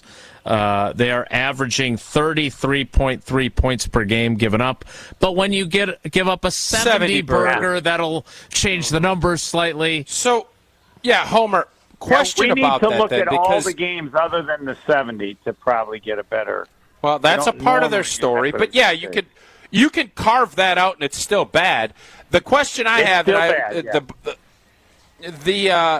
how would you look at this? Because now that we've all kind of come to grips, I think that game against the Raiders changed a lot of mindsets as far as where this team is. Didn't change mine at all. None. Zero. But it did change yours. That's important. Okay. I mean, it only changes. It changed. Jason did nail you on this. It only changes you if you now say they're not going to make the playoffs. No, I still think they're going to make the playoffs. But he called the borderline. Then it didn't change you. Yeah, he said borderline. No, if you still believe they're going to make the playoffs, that game changed you. None. Right? It changed. So what it did is it reset the expectation of where this team was for me. What? That's what it did. No, you said they were going to make the playoffs before. No, I still think they are. Hold on. I still believe they're going to get a lot. They're going to get better. I think they're going to get better. I thought. Okay, fine. Go ahead. I just want to make sure I have the facts. Well, you said hold on. So what's your point? Now this is where I'd love to have an apple. Give me my apple. When Homer says that, hold on, and then he said, go on. Well, what am I holding on for? Tell me what's going on in your mind. I'm going to let you go on, but I want to make sure I have the facts right. Before the last game, you had the Packers making the playoffs. After the last game, you still have them making the playoffs, which says to me, you haven't changed much. Yeah, no, I disagree. Obviously, I disagree with myself. No. I still believe, because I have been of the belief all year that it was going to be a process. The offense looked better. Jordan Love looked more in command than I anticipated him being out of the gates. Okay? and that was preseason. I didn't take a ton into the preseason because I understand it's just different. But when you go and play in a regular season game and throw up a 30-plus burger, even though the Bears stink, then you go play a defense that's just as bad in the Raiders, and you stink like that. Yeah, I was upset and I was irritated and thought, you were okay, very upset. But yeah. Now you look at this and say, you're playing against one of the all-time worst defenses through 5 weeks we've ever seen in the Denver Broncos. If they go out and lay a nothing burger and can't put up 24-plus against this defense, does that then put you guys into question if this thing is regressing or if this thing is actually moving in the right direction? Because to me, if this offense with Aaron Jones and with all of the receivers healthy and Jordan Love off of a bye and Matt LaFleur scheming, if they can't put up 24-plus against this group, then I'm going to probably have to really relook and say maybe this isn't a playoff caliber team. Yeah, now we're cooking. No, won't change me at all. Okay. What will change you? If they win. So what are we even doing playing then? If nothing will sway what do you you? mean? Like, what are we even doing? No. I listen to you, and you tell me this is going to be up and down. Jason says it's going to be up and down. If I know it's going to be up and down, then but if it's all down, what are we doing? No, I don't think it's all down. I will say this. You're playing the worst defense in the league. Fine. If they lose the game, if they lose to Denver, and I'm down, I'm at 8. If they lose to Denver, I'm dropping to 7 and maybe 6. So it's about winning the game. The greatness, one of the greatnesses, great thing to Jordan Love is the ability to play poorly for stretches of the game, yet at the end of the game, make a nice comeback. And I find that as a strength, especially for young players. So I don't care. If they win 17-16, I'm fine. Okay. They just have to win. I disagree. All right. Wait a minute. Jason, Hold on. Quick question for Jason, then I'm going to bite my apple. Please if they only score 17 points against this defense, does that not say this offense isn't where it needs to be? Does that mean that the Kansas City Chiefs offense isn't where it needs to be? That they won the game 19-8 or whatever they did last week? I would think they said, "Boy, we stunk and didn't play very well." Yeah. Travis Kelce had 124 yards. That game, nothing more than that game. The Chiefs were 4 of 13 on third down. They had 389 total yards. Their rushing game, 27 attempts for 96 yards in that game. So the Denver defense... I don't even need to be on. Well, I'm just saying the Denver defense wasn't terrible against the Chiefs. Now, it's a short week. You can say whatever you want. Now they're coming off of an extended mini-bye after playing on Thursday night against the Chiefs. I'm just curious if it's possible that their defense, their numbers are as bad as they are because they had one really, really, really god-awful game, and maybe they're not quite as bad as we're saying they are. No, they're not. They're not. But if the Packers lose, they will be losing to a team that gave up 70 points in a game. That's all. That will be and is in the tanking process. By the way, in that game in which they gave up 70 points, they also gave up 726 total yards of offense. That's like 6 Iowa-Wisconsin games. No. That's what that is. Or one game with the punter.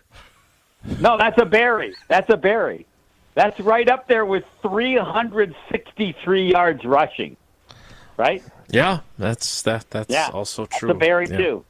All right, I want to talk a little bit more about Joe Barry with you. Can you stick around for another... the answer on the play? Is that the answer he gave? What? With Preston Smith guarding Devontae Adams? Yeah, there's mechanisms, and I didn't give him one. That was his... And yes, don't let Devontae get inside on you, even if you're a big, burly outside linebacker trying to guard him. More with Uncle Homer. Best he had? Yes, that's the best he had. Okay, all right. Best of Homer continues next. It's Wilde and Tausch. Wilde and Tausch is presented by Pella Windows and Doors of Wisconsin. Call Gina Della from Pella at 855-PELLA-WI or visit online at PellaWI.com/radio. It's playoff time for the Crusaders. On Friday night, Catholic Memorial begins its march to another state title with level 1 of the WIAA playoffs. 10-5 touchdown, 40-yard touchdown run. Xavier McClinton. It's the 4th touchdown of the quarter. Keith Neitzel and Mike Podol are on the call starting at 6:30. Sponsored by the Bray Team at Shore West, Gerald Nell Inc., Wind Dancer Balloon Promotions, Mid-City Sports, Suburban Asphalt, Perspire's Sauna Studio, Edge Leadership, and Urchel Real Estate Group. Hello, I'm Dan Fields. If you're in the market for a full-size 8-passenger SUV, look no further than the Defender 130. And with the Defender 90, the 110, and this 130, there's luxury and the right size for everyone. And now is the best time to take advantage of a great offer like this. For a limited time, get 3.9% special APR rate for up to 60 months on new 2023 Defenders at Land Rover Waukesha. Go to LandRoverWaukesha.com. All right, Team Pella, listen up. Thanks, John Kuhn. Customers love our products with limited lifetime warranties. Check out these big plays. Incredible innovations like blinds and shades between the glass. No interference on that play, Coach. And stylish windows with hidden screens that make game days a breeze. Can it get any better? It can. With monthly payments as low as $19 per window, $75 per patio door, and a free quote at PellaWI.com. Let's go. 6.99 APR for 120 months. Certain restrictions apply. See showroom for details. Offers on 10/31/2023. Take as little as 3 minutes to see if you could save on motorcycle insurance with Progressive. Come on, you've spent more time than that thinking about helmets with faces on them. I should get a new helmet. Ooh, maybe I'll get one of those ones that looks like a face with painted teeth and eyebrows, you know? Oh, that always looks so cool. People are like, whoa, is that a person with 2 faces? Oh, no, it's a helmet and 1 face. Get a quote in as little as 3 minutes at Progressive.com. Progressive Casualty Insurance Company and Affiliates. We're going abroad for the first time in years. To Spain. So we started using Babbel. And started learning Spanish fast. With Babbel, you can start having conversations in another language in just 3 weeks. ¿Cómo te llamas? ¿Cómo te llamas? When you learn a language, you want to actually use it. Babbel is designed with that goal in mind. In just 3 weeks, we're starting to have conversations in Spanish. Gracias, Babbel. Babbel, language for life. Now try Babbel for free at Babbel.com. That's Babbel.com. They say seeing is believing. And when you see what's inside at American Place Casino, you better believe you're gonna love it. Because when it comes to amazing gaming, we're a real game changer. With the most exciting of table games like blackjack, craps, and roulette, the newest slots, a sports book, restaurants, bars, and more. So if you're ready for excitement, we'll see you soon. American Place Casino. Change the game. Must be 21 years of age or older. If you or someone you know has a gambling problem, crisis counseling and referral services can be accessed by calling 1-800-GAMBLER, 1-800-426-2537. UW Credit Union presents the Student Athlete of the Week, supporting local student athletes as they grow on the field, in the classroom, and in the community. UW Credit Union is here for every you. Learn more at uwcu.org. Here's Ashton Rotman with the UW Credit Union Student Athlete of the Week. A huge congratulations to this week's UW Credit Union Student Athlete of the Week, which is actually the entire Divine Savior Holy Angels girls golf squad. DSHA came from behind last weekend to take home the WIAA State Girls Golf Tournament Division I Championship. In fact, in a post-tournament comment, Dasher senior golfer Kate Kruger credited Irish Challenge coins as somewhat of a lucky charm in their victory. Not to be lost, however, Kruger did perform extremely well down the stretch at University Ridge. She went birdie, par, birdie to make sure they held on for the title. Congratulations to the entire Divine Savior Holy Angels girls golf squad on their state title, and good luck next season. Wilde and Tausch is presented by Tito's Handmade Vodka, America's original craft vodka produced in Austin, Texas, and naturally gluten-free. Tito's Handmade Vodka.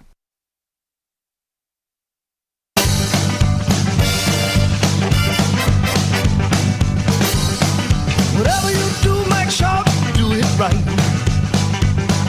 Whatever you do, make sure you do it right. All right, continuing with Uncle Homer, and I want to get to Joe Barry and everything else, but I heard something during the commercial break that I didn't realize. Marquette is ranked 5th in the country to start the season in the men's college basketball poll. Homer, you said when you joined us a couple weeks ago that you're going to be calling games for a national championship contender, and I don't disagree, but I didn't realize they were starting the season 5th overall. How exciting is that? And how is it that Shaka and the crew are handling the expectations that come with such a high ranking to start the season? I don't know. I asked John Anderson last night. I don't know what to do. I've never been calling games with a team that's number 5. Do you get cocky? Do you start the game going, we're going to kick some butt tonight because we're number 5 in the country? You call the Final Four team? Wait a minute. You call the Final Four team? Just a second. Even when Dwayne Wade came back preseason, there was no way they were this high. The last time they were this high was the year after they won the national title. So the hope, for example, of Dwayne Wade, that group that I remember, is to make the Final Four. Tyler Kolek says our goal is to win the national championship. Never had that before either. I don't know what to do. Got any suggestions? Enjoy the let ride. me ask you this, because, Homer, I feel a little hypocrisy is brewing into the Homer tent here. Uh-oh. And let me explain what I'm saying. You've always told me you don't care about the expectation, about where someone was ranked or where someone was drafted. It doesn't matter. It just matters what you see on the court. So why are you all freaked out because you're top 5 in the country? Doesn't matter. You said it didn't matter. A.J. Hawk didn't matter. He was the 5th overall pick. Aaron Rodgers said, I listen well. You don't listen well. The only comment I have ever made about that is about the draft, and I'll repeat it again. The judgment of a player's talent has nothing to do with where they were drafted. Or a team. That judging of a team before they've played. Okay, same exact thing. I don't know that Continue. I've said that before, but I would tend to agree with you. You have. Yes. Jason, he has, correct? Jason? I only know he's done this with the draft. I don't... Yeah. What's the difference? But a team that hasn't played a game together and a player that hasn't played a game together is because I don't know what this is like. Last year, Marquette finished number 6 in the country. No one remembers because in the end, only one thing that matters. What's the only thing that matters in NCAA basketball? Though Marquette tried to challenge my theory last year. Only one thing matters. What you do in the NCAA tournament. Yeah. And that's all that will matter this year. This team will be judged totally on what they do in the NCAA tournament because they've already accomplished everything else. They won the conference. They won the conference postseason tourney. Fabulous year and historic for winning both. But as I have said, I'll trade everything for the NCAA tournament. Nothing is close. So this year, I think that's fair, assume, yeah. So that's I think preseason, that's fair, but conference, everything. How do they judge Greg Gard? Big How Ten he does in the tournament? How many Big Ten titles? We want Big Ten championships. I don't think so. Yeah, right. Yeah, go ahead. Yeah, how do we judge Joe Barry? I just don't understand. Jason, I don't understand how you can't bring these two together because Homer has been adamant about this, about how it doesn't matter where someone's ranked. Yeah, here's why. Because it's the same thing. No, Jason. it's I don't agree. I think the individual thing, and you have said this yourself, I just think that people remember draft selection much more clearly about a player than they remember preseason draft or ranking. Like, as you've said many times, first-round picks have to repeatedly prove they can't play in the league. It's a great line. Picks like you had to repeatedly prove you could. It is a great line unless you say it's a great line. Okay. It was yours. Nice. So it was. Well, I stole it from somebody else. But okay, so your point is valid. But what did you hear all when the Wisconsin Badgers won the Big Ten in the COVID year? All I heard was we were picked to be 9th in the Big Ten. What? So this whole concept. Just say Homer is being hypocritical on this, and we'll move on. Is that what it's literally the exact is that same what thing. You were looking for from me. It's the exact same thing. We have had arguments with Homer for years about expectations. Hold up, Homer. I'll give you the floor. Homer has had this argument for years that it doesn't matter where someone was drafted. The expectations are the same, and I've said bunk. The same thing with teams in preseason rankings. A.J. Hawk example. So all I want for Homer to say is, I've been hypocritical on this. Expectations do matter. Homer, will you say that? No. No, I won't. You. All right, what does Joe Barry have to say? My point has been well proven. My question to bring this up is, I have a responsibility as the voice of Marquette to do it well and to represent how you're supposed to do it. I've never had a fifth-ranked team in the country before the season started to know how much you emphasize it. My personal belief is that nothing matters as compared to the NCAA tournament. That's all. Yeah, I would just say that unfortunately with college basketball, that is very true. No one is going to remember. I agree that Tausch, the expectations to start the year are high. But I also think it matters where expectations are when you're going into the tournament. So like that Badgers team, which got cheated out of a tournament, right, because of COVID, right? Well, Wasn't that the year? They won the fictional national championship. But they had raised the expectations from where it was during to start the season. Had there been a full-fledged tournament, the expectations for them would have been much higher after winning the Big Ten. So I'm not sure preseason expectations matter as much. And quite frankly, that's a lot of people that are guessing about teams. I'm not saying they're guessing about Marquette. No, Marquette has everybody back except Omax Prosper, so that's why. Okay. You know what this stands for? I have no idea what. I don't know what you're doing. Parallel. Fine, I'm It's a hypocrite completely to whatever parallel. Tausch said I'm a hypocrite about. Fine. Okay, we can move on. Okay. What are your expectations for Thank you, Joe Homer. Barry, and how Homer, do they I factor appreciate into you how admitting you view that. it? Thank you. By the way, Denver has given up 79 points in the last 3 games combined since the 70 they gave up. So, That's still 24 plus, right? yeah, a lot less than 70. Yeah, I'm not asking Green Bay to put up 70. I'm saying put up 24.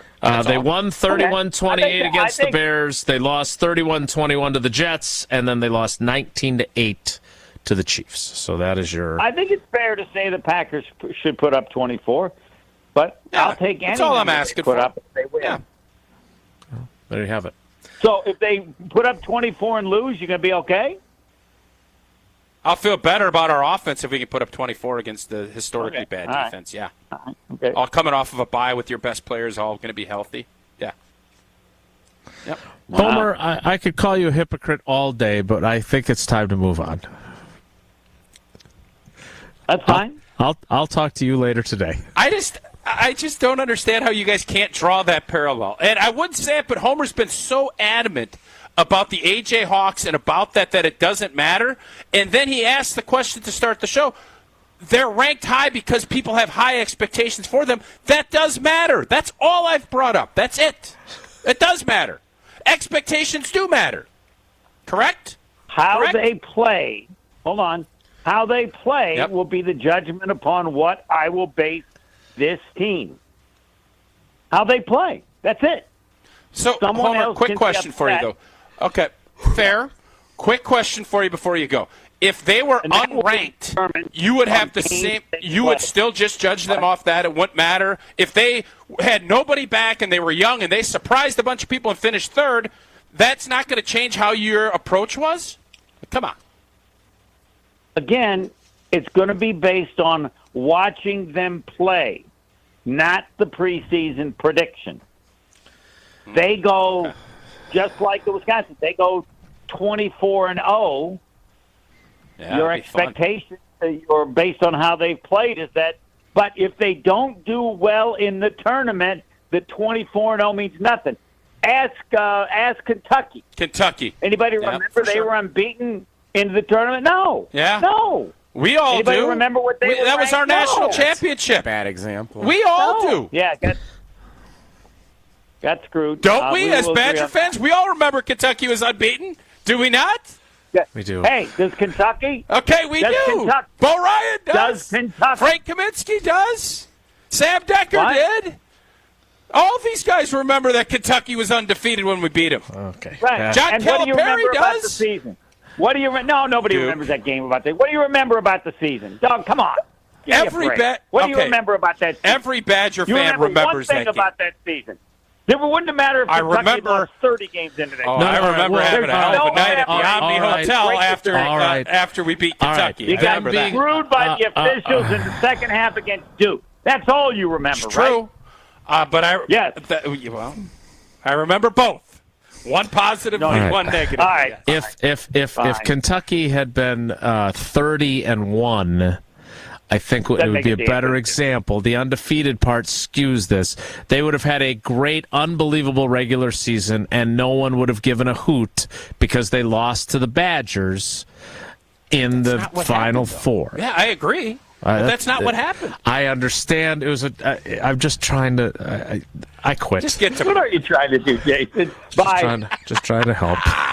I'll talk to Homer later today on the Homer Hour. The 11 o'clock hour of Wilde and Tausch begins next in 2 minutes. Stick around. Don't go anywhere. Another hour of Wilde and Tausch, presented by Pella Windows and Doors of Wisconsin, is coming up next on ESPN Wisconsin, the ESPN app, and Wisconsin On Demand.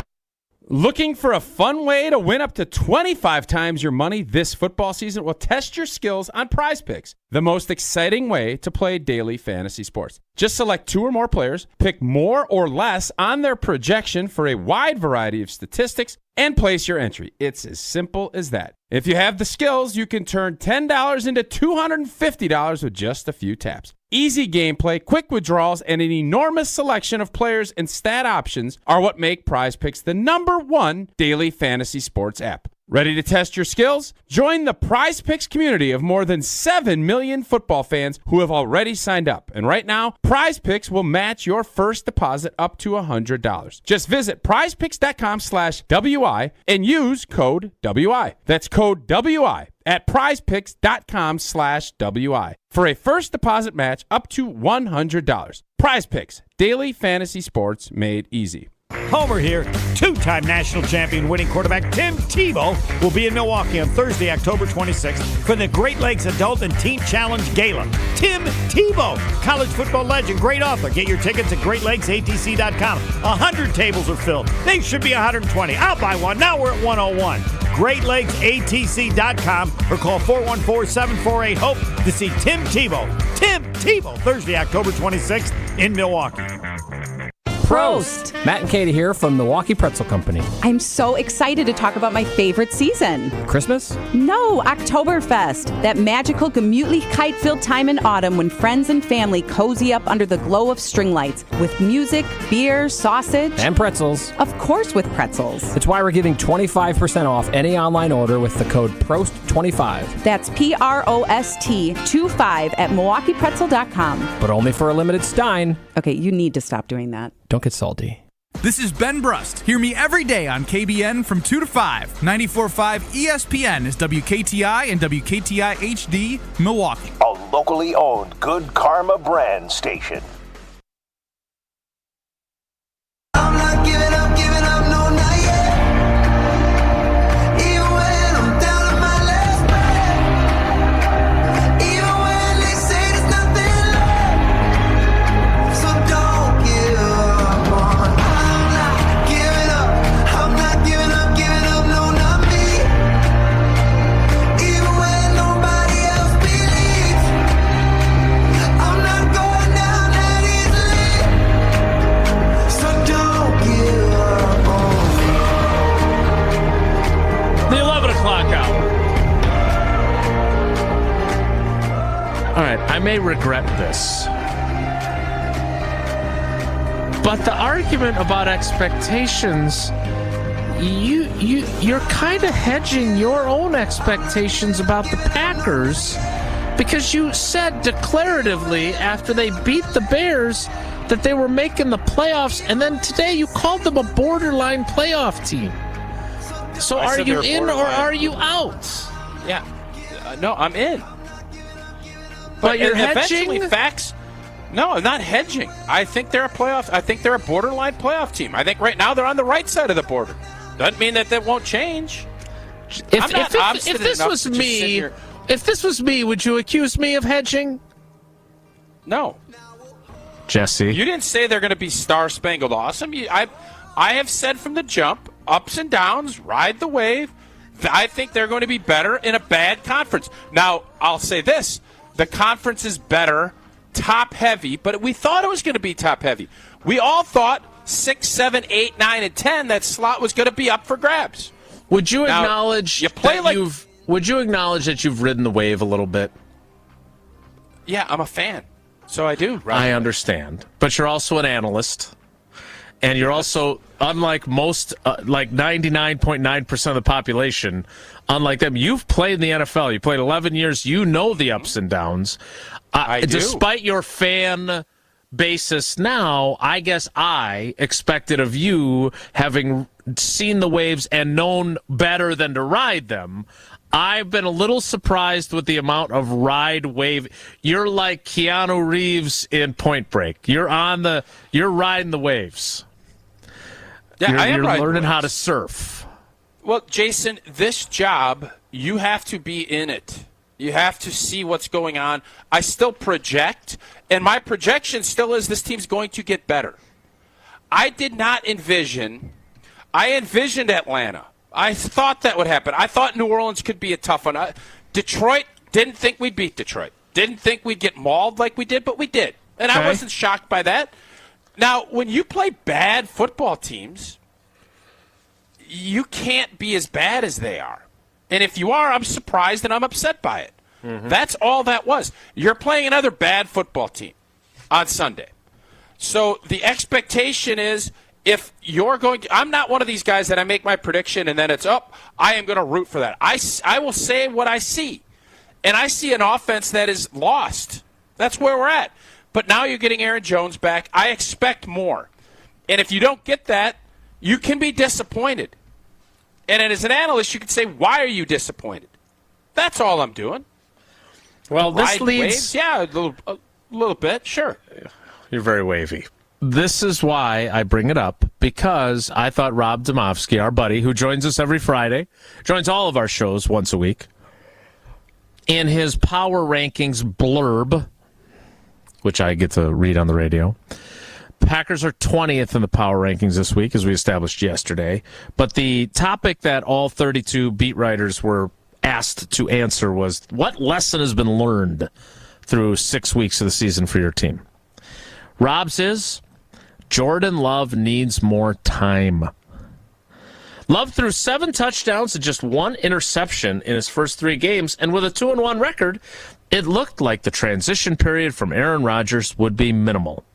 Then reality hit in games 4 and 5, the reality that Love is still inexperienced and is surrounded by even less experience, as he threw 5 interceptions to 1 touchdown combined in those 2 games.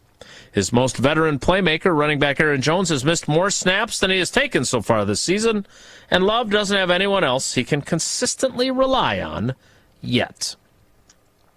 Fair. Very fair. Everything from Rob is fair there.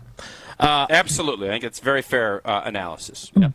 But I think what he writes there underscores what a lot of folks did, and that was they were on the crest of the wave after the first 7 quarters and were forgiving him for an 0-for-6 fourth quarter in Atlanta when they needed a field goal to go win the game. And then very excited about his comeback after 3 not very good quarters. For sure. Against the Saints, because they rallied to win. What I'm fascinated by is I'm the guy saying, hey, they could be 4-1 if they had Aaron Jones all season. But if we look on the other side of that coin, the Saints kick a very makeable field goal, and they probably don't have that win on their resume either. And now you're looking at a team that's 1-4, and people are really like, oh, my God, is Jordan Love going to be any good at all, right? I mean, that rally falls short, and we can try for the moral victory of, well, he got them in position to win the game, but they lost. So that's why I agree with you about this. I think this game, for his development and for how this team feels about itself, you played. You lose going into the bye. That does not leave a very good taste in your mouth throughout your bye week. No. If you then turn around and lose coming out of the bye, that ain't real great either, right? Is this, I don't want to make more out of the 6th game of the season than I should, but against a demonstratively not very good / bad team, if you lose this game, there's going to be a lot of questions about whether the hell you know what you're doing, right? Like this would be really bad to lose. So the argument I got into was, but you had the same thing after last game. I don't think Denver is that much worse than the Raiders. I think their defense is probably worse. Right, but I'm saying offensively, right, to do it now twice would really, like, you could, if you play poorly against the Raiders and then you bounce back and play against these guys well and you win, then you could say, well, that was just a meh. It was a one-off. If you lose going into the bye against a bad team and then you lose coming out of the bye against another bad team, I think that's going to freak some people out. That's what I'm saying. Well, the good thing is, and in this season, people are going to ride the wave because it's choppy. And you can lose to Denver, and I think everybody will be incredibly disappointed if that happens. But then you'll get what? The Vikings come to town? And if you could beat a division team, even though they're struggling too, there's a lot of teams on this Packers schedule that are not very good. It's true. No doubt. That's why I have them in the playoffs. That's why I have them as a borderline playoff team, is because you have a schedule where there's a lot of teams that just aren't very good.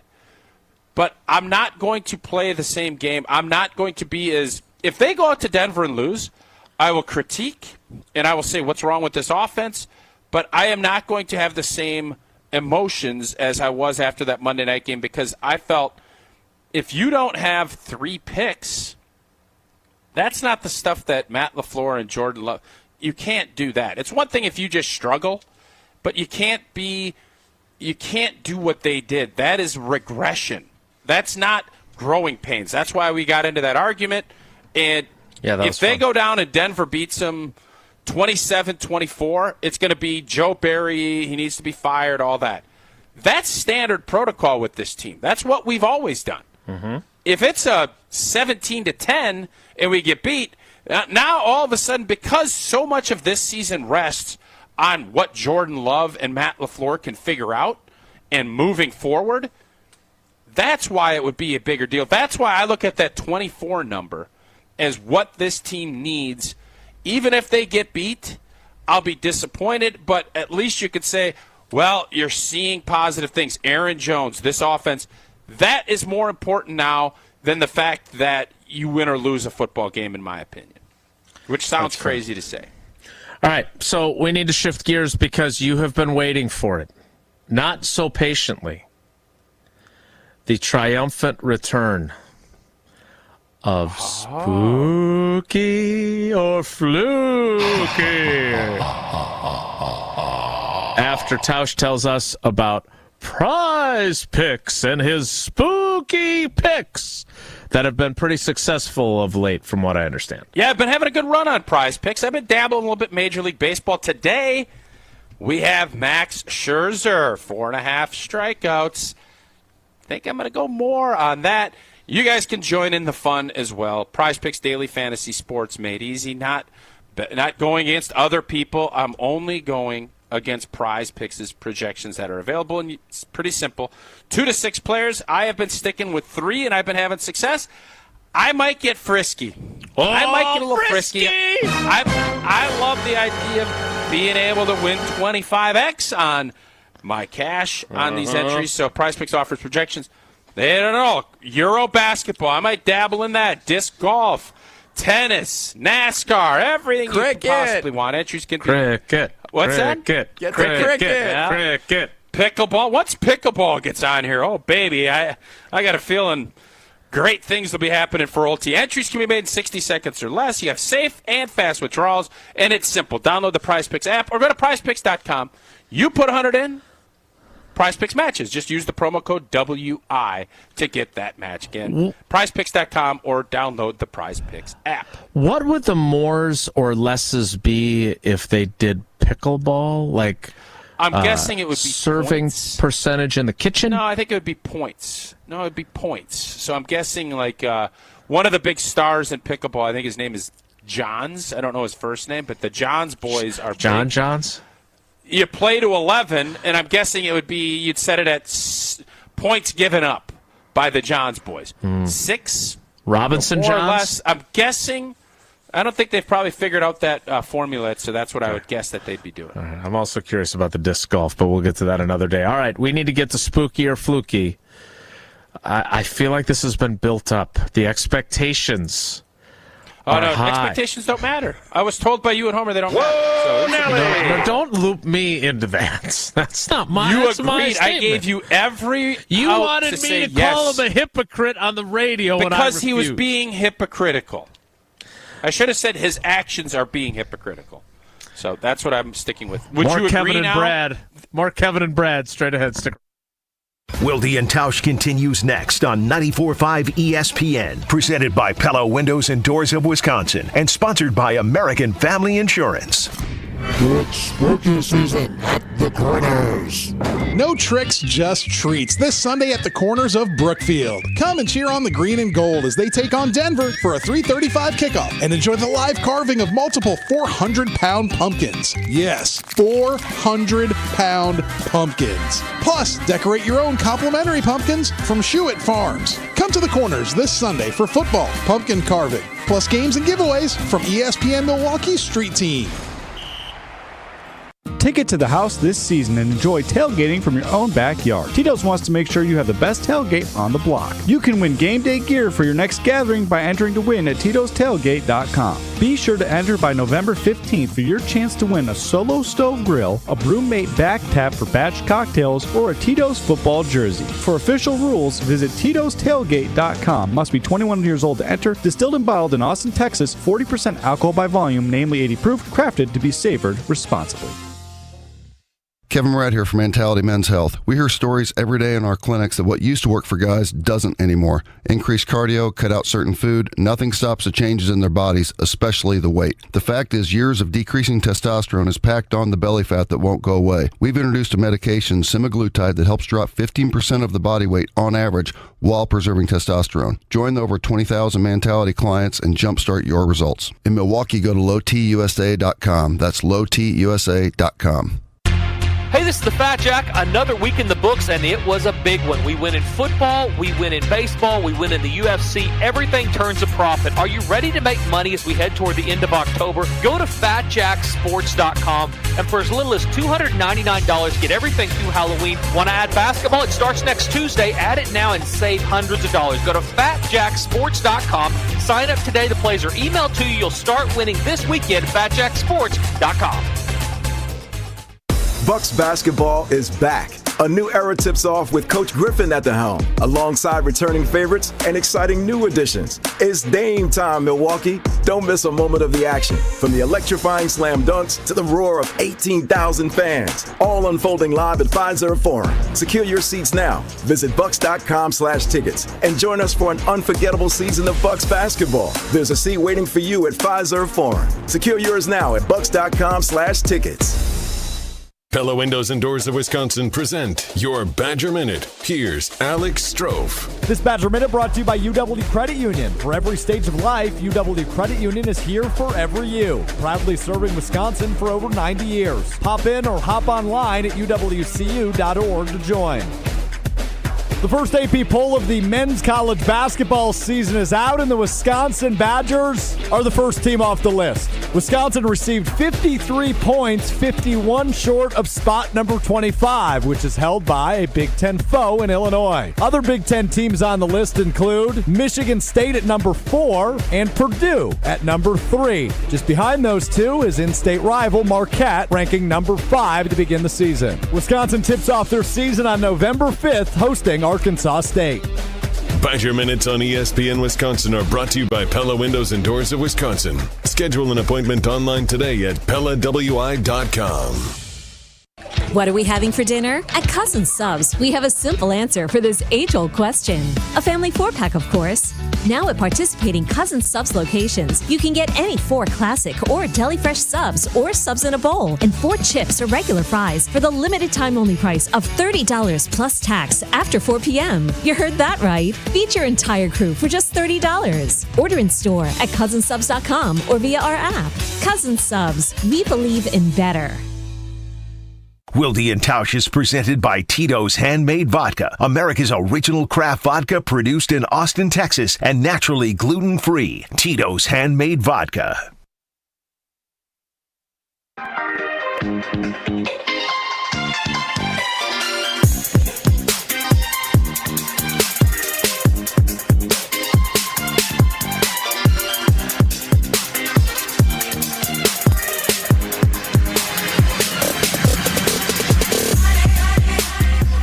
All right. Expectations, they do matter.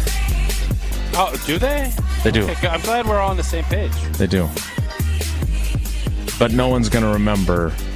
I mean, we are because we made such a big deal out of it. But most people in the college basketball realm, if Marquette is a disappointment this year and has a rough year, no one's going to remember what they were ranked preseason.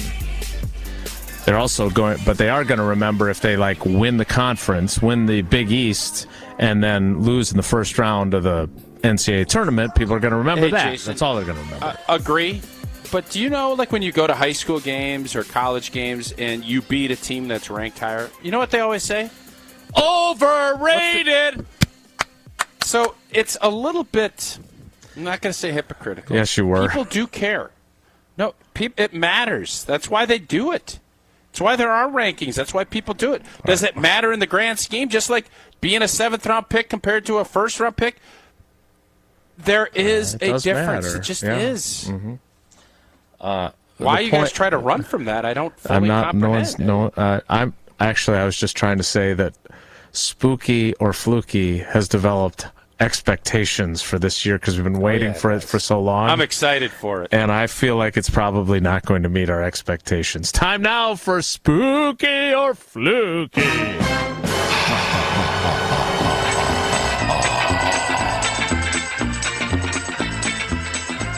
Oh, welcome into Spooky or Fluky. Oh, my God. All right, for those of you that are not watching. Is that Dunzo under there? Or who is that with the pumpkin? Dunzo dressed as Ichabod Crane, I believe. That's Louis Dunzo the have one arm? That's Louis the Jack-o'-lantern from Target. Stopping by. He's all the craze these days. And he's our host of Spooky or Fluky.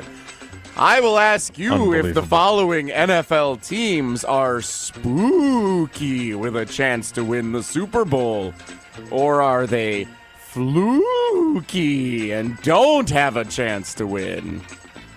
First up, Mike McCarthy. Very, very, very frustrating. And the Dallas Cowboys. Tausch, are they spooky or fluky? Yeah, unfortunately, it's fluky. They're fluky. Oh, no. They can't play with the big boys. Their offense isn't good enough. That's just the deal. I think their defense is good, and I think they can hang. But what we saw the other night, the conservative play calling, and I don't know where they're going to get a bunch of big plays. The only big play that they were able to get was on a broken-down play, dump off to Pollard. I think when they play the big boys, and I'm putting Detroit ahead of Dallas now on my tier list, I think this is a fluky operation that will make the playoffs and then gently flutter away. I'm distracted by the Pumpkinhead guy, quite frankly, and I wanted to tweet him out so everybody could see him. What's his name again? Jack Lewis. Lantern? Lewis. I am not a jack-o'-lantern. My name is I've heard Lewis. him as Brad. I thought that was Brad. I am Brad, the jack-o'-lantern.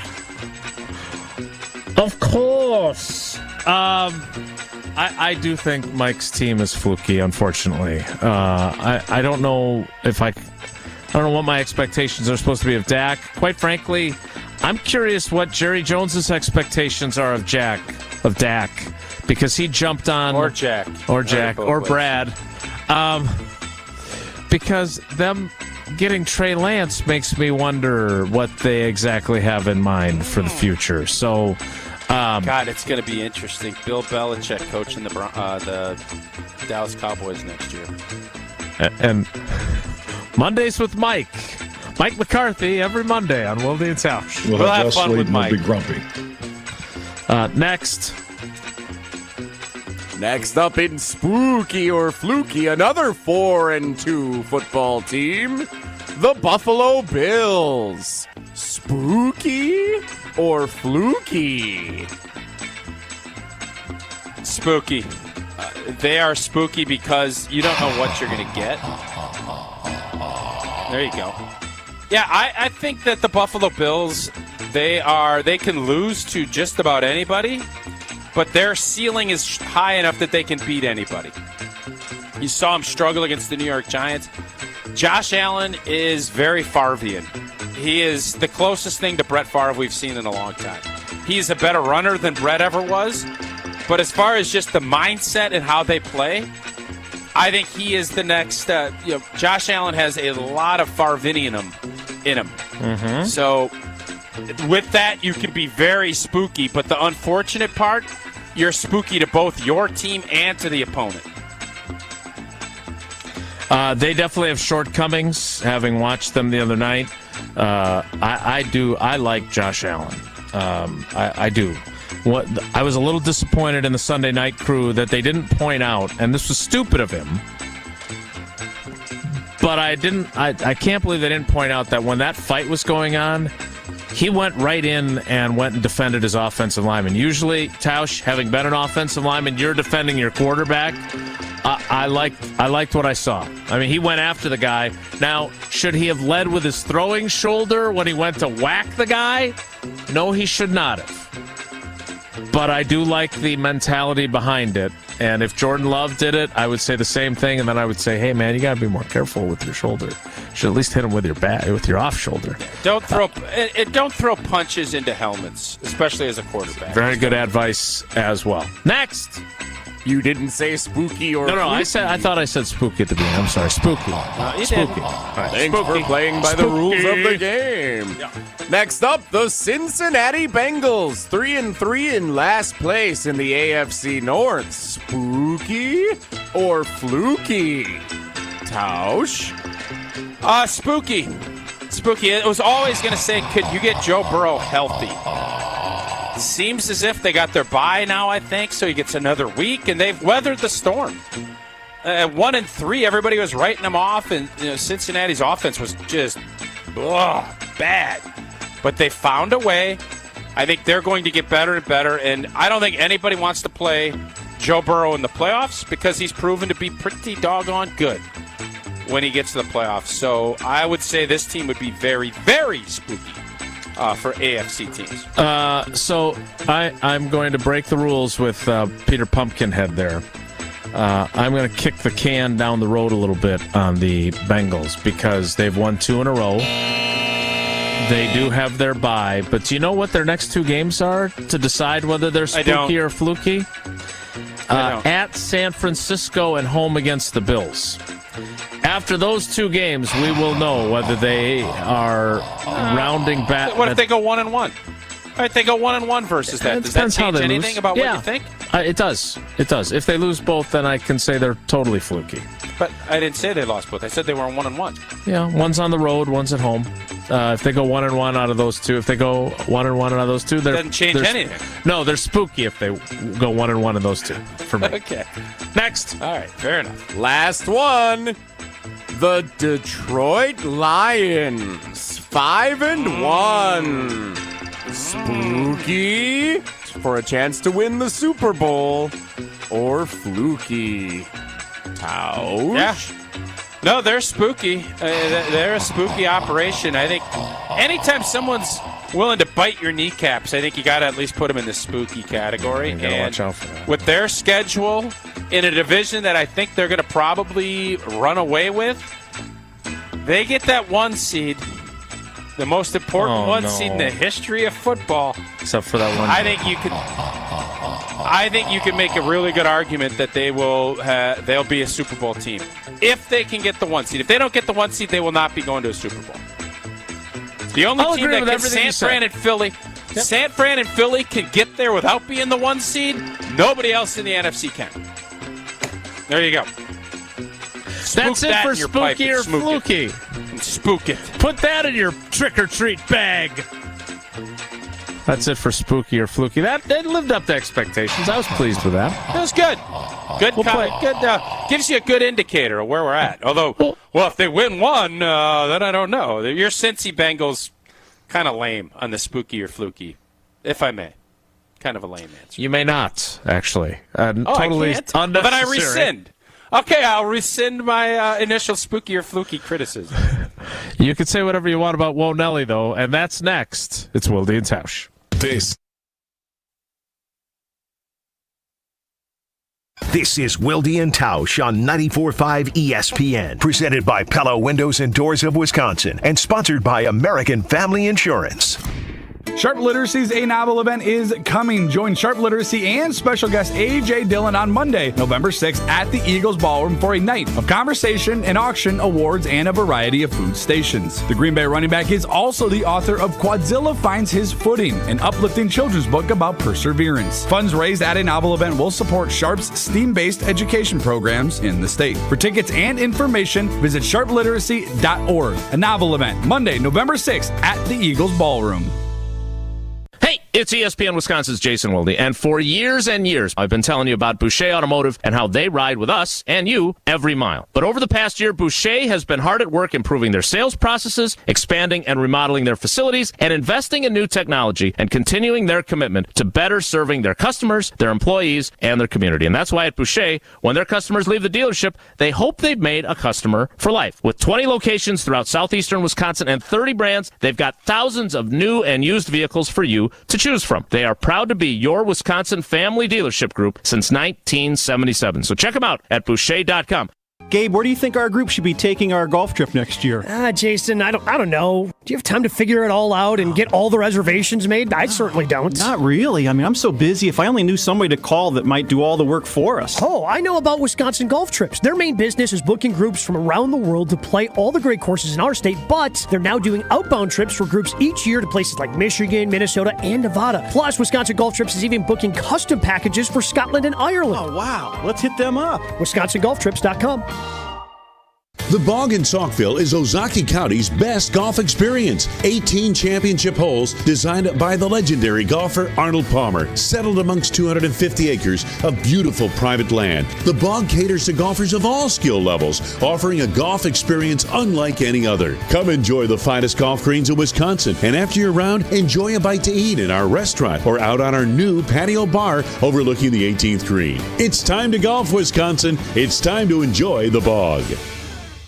The future of joint pain relief is right here in Milwaukee. It's QC Kinetics, Advanced Regenerative Medicine. Hey, this is Brad Nortman. If you've been told that more steroids or surgery are your only options, don't be so fast. Get a second opinion and learn more about how you can harness your body's own healing agents to attack that joint pain. I'm talking long-lasting relief. QC Kinetics doesn't mask the pain. These treatments go to the very root of the problem, using concentrated healing properties placed directly in your joint to restore and repair that damaged tissue. Imagine living your life this fall with no more pain in your knees, your hips, your shoulder, or your back, and with no drugs, no downtime, and no surgery. Listen, life is about motion, and QC Kinetics is giving people their lives back with these all-natural treatments. Call the local medical professionals and get a free consultation today. QC Kinetics, the nation's leader in regenerative medicine. Call 414-285-3474. That's 414-285-3474. Again, 414-285-3474.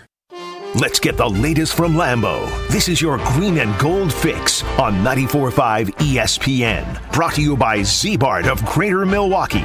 Want that mirror finish on your car? You need Z-Gloss by Z-Bart. Z-Gloss is a 3-layer ceramic coating that not only gives your car that mirror finish, it protects it from everything that Mother Nature can throw at it. Visit zbart.com for more information. After an off day Tuesday, Packers will get back on the practice field today ahead of Sunday's game in Denver against the Broncos. ESPN Wisconsin's Jason Wilde appearing on Jen, Gabe, and Chewy earlier this week talking about the game. This is a team that looks to me like a team that should beat the Denver Broncos because the Denver Broncos are terrible, but I can easily see them finding a way to lose to the Denver Broncos on the road too. Kickoff is set for 3:25 in Denver on Sunday as the Packers look to snap a 2-game losing streak. This has been your green and gold fix on 94.5 ESPN. Brought to you by Z-Bart of Greater Milwaukee.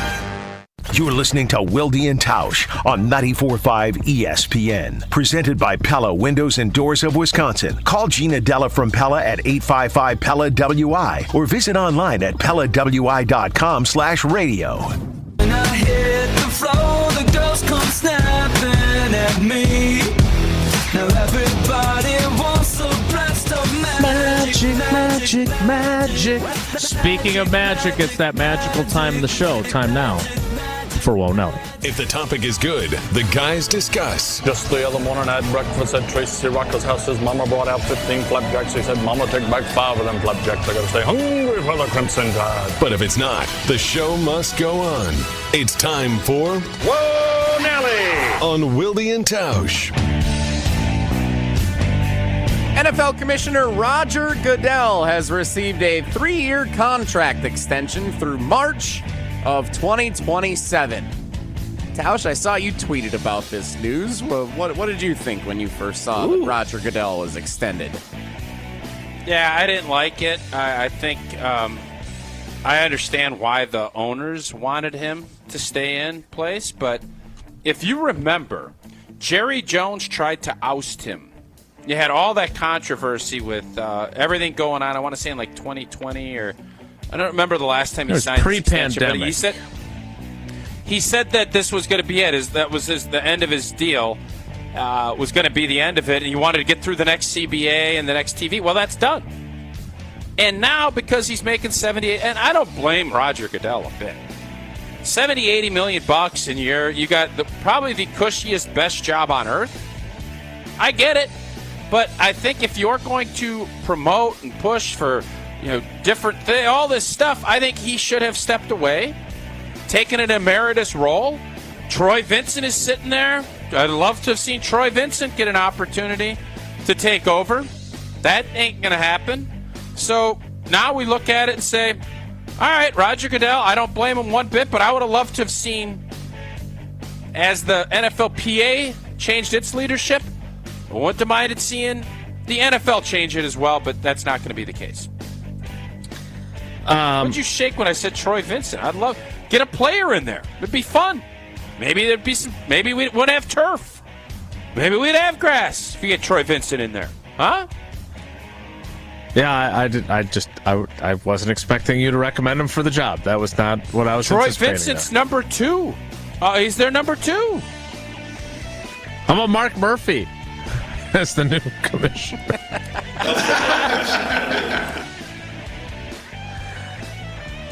Whoa, Nelly. Whoa Nelly Just wait. You have no opinion on Roger Goodell continuing on after he had made statements. Obviously, you can change your mind.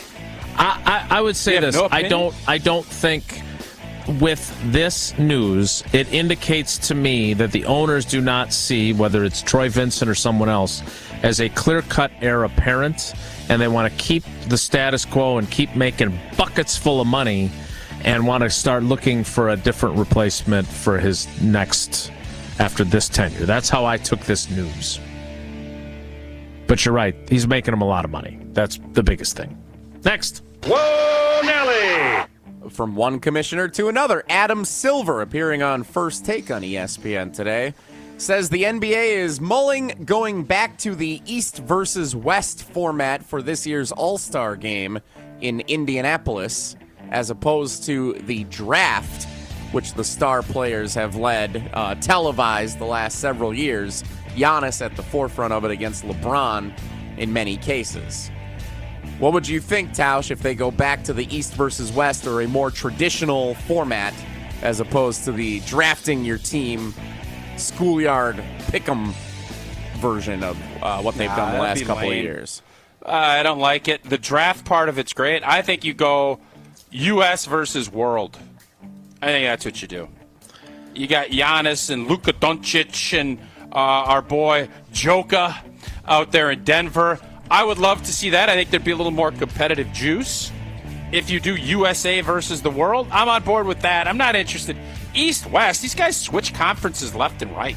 Nah, I'm out. That's boring. I think you should have the Manning brothers each be a captain. Peyton versus Eli. Yeah, no. Jersey colors reflect the Colts and the Giants. It's not. Could be worse. Look, I am a traditionalist. I don't think that All-Star game is problematic. I don't have a problem with the East versus the West. I'm not a huge fan of picking teams because NBA players seem to have drama more than anyone. Like, they didn't pick James Harden, and Hey, Jason, you understand that there are some people that say, you can take a bite out of your apple right now. Some people say that Giannis drafting Dalla Dame in last year's NBA draft has led to him becoming a Milwaukee Buck. That's awesome. That's what you're looking for when you're a TV network. You want that drama. So, yes, keep it. What are we doing here? You just said, wait a minute. I thought you said you wanted it to be the U.S. versus the world. I do. If they're going to change it, because you don't put Jason, you don't put this. What do you? No. I said East versus West is stupid. No. I didn't say. It said East versus West. What Jesse asked was, do you want it to go back to East versus West? I said that's stupid and lame. The draft I thought was fine, but there's obviously he's throwing a trial balloon out to say they're not doing that anymore. I don't like that they're not doing it, but they're going to change it. I have to come up with a different answer. I can't just say don't do that and not have something in line. Well, no, you could say stay with the draft because it got Dalla Dame to Milwaukee, right? I love the draft, but they're going to change it. That's why he's out on first take. Why else would he be doing it? I guarantee you Stephen A. Smith did not ask him about the NBA All-Star Game unless prompted to, because he's throwing a trial balloon out there to let people know this is totally agree with you on that. There's no You know doubt the about media it. game. This is how it works. I know the media game. I play the game. I play it. Nelly. Oh, my God. Last one. Today is National Chocolate Cupcake Day. Fill in the blank. I would rather have a chocolate cupcake for dessert than blank. A can, you know those old cans of like mixed fruit, the cocktail fruit. I'd much rather have that than. Yeah, I'd rather have it than that. I don't like chocolate cake. I don't like it in a muffin. I don't like it in a cupcake. It's got to be moist if you do it. Not a fan. Not a fan at all. Is the cupcake the weakest dessert? No, a good cupcake. I enjoy a good cupcake. I don't like chocolate enough. You give me a vanilla one or like an apple streusel or whatever, I'm in. Just not chocolate. I don't like chocolate ice cream either. You're crazy. Too chocolatey. No, chocolate ice cream is third. In the power rankings of ice cream, you got the Neapolitan. Chocolate's a distant third. Chocolate is one of the three. No, I know. But if you would go and you go back in the old days, my mom would buy the Neapolitan ice cream, and you'd have it in layers. Vanilla on one strip, chocolate in the middle, and then strawberry on the side. Chocolate would always be left because we love, but you could go, I'm going to just eat the strawberry. It was intended to eat all three at once, but what happened is you'd layer it off. No, you can't do this. You can't say that a flavor of ice cream that has three flavors in one is the best flavor. That you're gaming the system. I didn't say that. I said the vanilla of the Neapolitan is top. Yes. I am ranking. Oh, are you ranking chocolate the three is third in the Neapolitan range? Okay, all right. The way don't you understand? The way you presented it, you made it sound as if Neapolitan was number one in your power rankings of ice cream. No, that's that's what you seemed said. like vanilla within. No. Play the tape back. The vanilla within the Neapolitan was 1. Strawberries 2. Chocolat was 3. That was my point on the Neapolitan scale. That's also wrong, but whatever. All right. I could argue about this all day. Mint chocolate chip and cookies and cream much higher than all of these. Chocolate chip cookie dough is really good. Mint chocolate also, chip. I know you're not a chocolate, mint guy. We know that. Yes. Okay. All right. Well, not everybody listens every day. Whoa, Nelly! Brad and I are going to wrap things up next. It's Wilde and Tausch. This. On air, online, and on demand. Get all your favorite ESPN Wisconsin content anywhere you get your podcasts for free. The new Wisconsin On Demand. It's free, it's everywhere, and it's for you. ESPN Milwaukee is the official home for Catholic Memorial Crusaders football. Listen to Gabe Neitzel and Mike Podol on the call every Friday night. Catholic Memorial Football on 94.5 ESPN is brought to you by R&R Insurance, Gerald Nell Inc., Orthopedic Associates of Wisconsin, Wind Dancer Balloon Promotions, Suburban Asphalt, Perspire Sauna Studio, Home Sealed Exteriors, BC Adhesives, and Lake 5 Landscape Supply. Life's better with a home policy from American Family Insurance because you'll feel protected no matter how the wind blows. All so you can keep enjoying the home of your dreams. And our expert agents can help you save up to 23% when you bundle home with auto. Insure carefully, dream fearlessly. American Family Insurance. Get a quote? Find an agent at amfam.com. Products not available in every state. Visit amfam.com to learn how discounts may apply to you. American Family Mutual Insurance Company, SI, and its operating company, 6000 American Parkway, Madison, Wisconsin. Tired of power outages disrupting your life? Make them a thing of the past by getting a Generac home standby generator from Adams Generators. Adams Generators is the largest and #1 rated Generac dealer in Wisconsin. With 24/7 emergency support, our factory-trained technicians are standing by to assist you. Visit adamspower.com/generators to make sure your power always stays on. That's adamspower.com/generators. This is Monica from Kessler's Diamonds. Did you know that Sweetest Day is fast approaching? And it's celebrated on Saturday, October 21st. I'm telling you this because I think some of you may have forgotten what Sweetest Day is all about and might need a little reminder. The first Sweetest Day was celebrated in October during the early 1920s by a group of confectioners who distributed over 20,000 boxes of chocolates to orphans, the elderly, and the poor. Sweetest Day is celebrated primarily right here in Wisconsin and Michigan. Sweetest Day is a day for showing affection with gifts, candy, or acts of kindness to those you care about and those who could use a little support. I'm sure there's someone in everyone's life that could use little affection, kindness, or support. Stop into Kessler's and pick up some chocolates as our gift of kindness to you. And while you're here, shop for a gift for someone special in your life and spread the kindness. Kessler's has plenty of gifts starting at just $75 to help you celebrate Sweetest Day. Happy Sweetest Day from everyone at Kessler's. Shop online or find the Kessler's nearest you at Kessler'sDiamonds.com. Hey, it's ESPN Wisconsin's Ben Brust. Men can be their own worst critics, especially as we get older and compare our current self to the younger version. The experts at Forward Healthy Lifestyles in Germantown help men with testosterone optimization, regenerative medicines, heart health screenings, weight loss, and yes, sexual enhancement services. Forward Healthy Lifestyles can offer regained energy and endurance, more muscle and tone, enhanced performance, joint therapies, and more. Change your life and stop comparing who you are now to who you used to be. Visit forwardhealthylifestyles.com for a free consultation. Sweetest Day is coming up, and we want to make sure you're equipped to make that special someone in your life extra happy with the Welke Sweetest Day giveaway on 94.5 ESPN. Go on. I'm listening. From now through October 20th, head to WelkeSweetestDay.com to register for your chance to win a Sweetest Day prize pack. Ooh, this could be interesting. A bouquet of flowers from Welke's Milwaukee Florist and a $50 Benson's gift card could be yours to share. Just go to... Hold on, honey. I got this part. That's WelkeSweetestDay.com for full contest details. Get to and from every home game in Green Bay this football season safely. Milwaukee Broad House, Jack's American Pub, and Wanakee Golf Course all offer transportation on game days. They've got bus services with private restrooms and all-you-can-drink packages. There's still room for the October 29th and November 5th games. Book your round-trip ride and get access to an all-you-can-eat and drink tailgate at the bar on Holmgren Way. Make your game day experience a VIP experience with your official ride to Green Bay. Visit golfwanakee.com to book your trip today. This is Wilde and Tausch on 94.5 ESPN. Sponsored by American Family Insurance. Insure carefully, dream fearlessly. Get a quote and find an agent at amfam.com.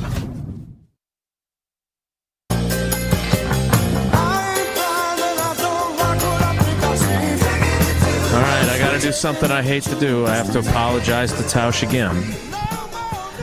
In front of me, I have, according to Parade Magazine, the top 20 ice cream flavors as voted by the American people.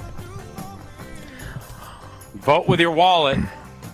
Number 20, black raspberry chip, which I didn't even know existed. So maybe this is a sketchy list. That sounds great. 19, maple. 18, chocolate peanut butter.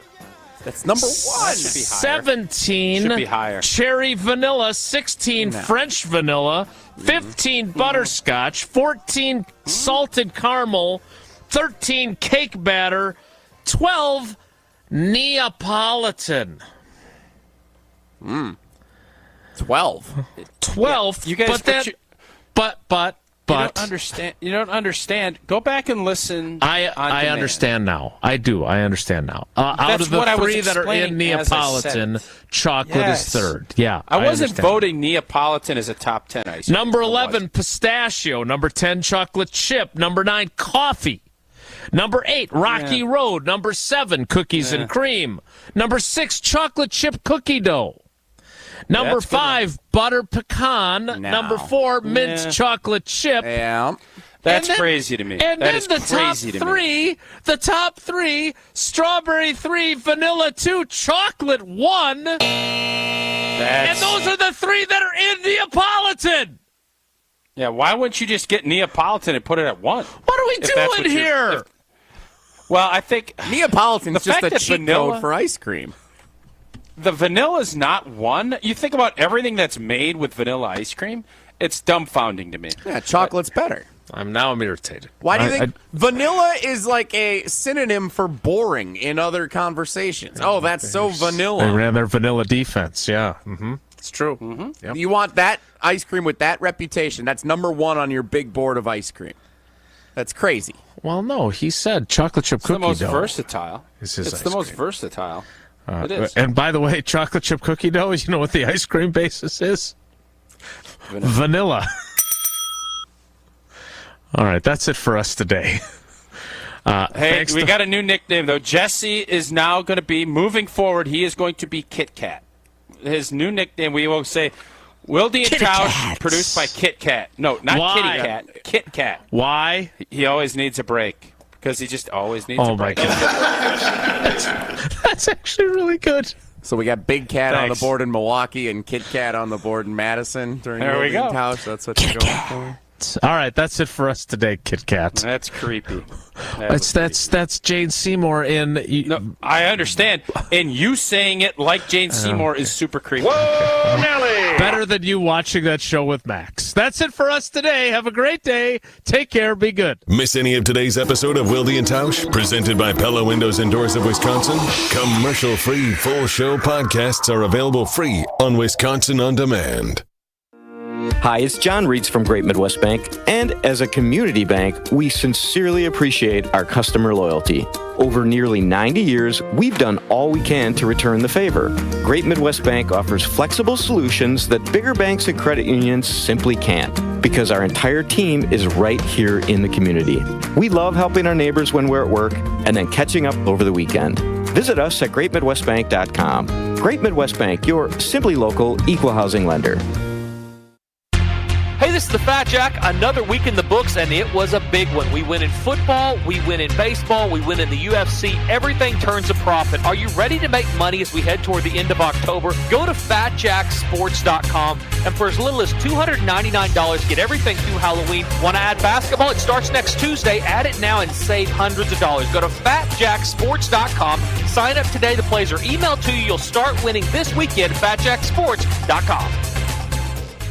Hey, the future of joint pain relief is right here in Milwaukee. It's QC Kinetics, Advanced Regenerative Medicine, and it's amazing. Hey, it's Greg Matzik. If you've been told more steroids or surgery are your only options, don't be so fast. Get a second opinion and learn more about how you can harness your own body's healing agents to attack that joint pain. I'm talking lasting relief. QC Kinetics doesn't mask the pain. These treatments go to the very root of the problem, using concentrated healing properties placed directly in your joint to restore and repair that damaged tissue.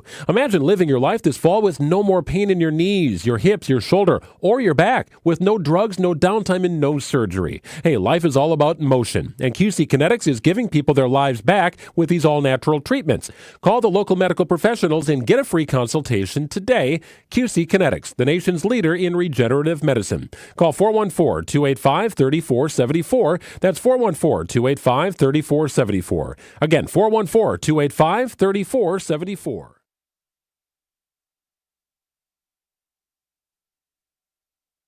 We see Dallas pass rusher Micah Parsons on the edge with Micah Parsons' podcast, clapping back at critics of quarterback Dak Prescott and the Cowboys, said they should bring that same energy for the Eagles and 49ers when they struggle. Dallas was widely panned after being embarrassed by San Francisco in Week 5. The Eagles and Niners both lost as heavy favorites Sunday, prompting Parsons to call out his perceived lack of scrutiny for Dallas's rivals. Rangers righty Max Scherzer returns from a shoulder strain tonight. Game 3 ALCS versus the Astros. Christian Javier counters for Houston.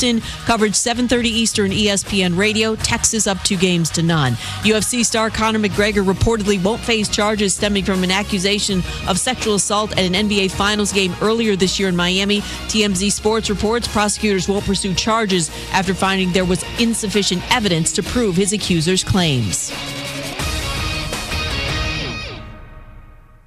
From the ESPN studios at Pier 17 in the Seaport District of New York City, this is Greeny with Mike Greenberg on ESPN Radio. You can also listen and watch the show on the ESPN app. Back and better than ever, Greeny, presented by Progressive Insurance. Jam-packed on this Wednesday in the midst of this extraordinary stretch on the sports calendar. The baseball is coming fast and furious as the Phils just look unstoppable.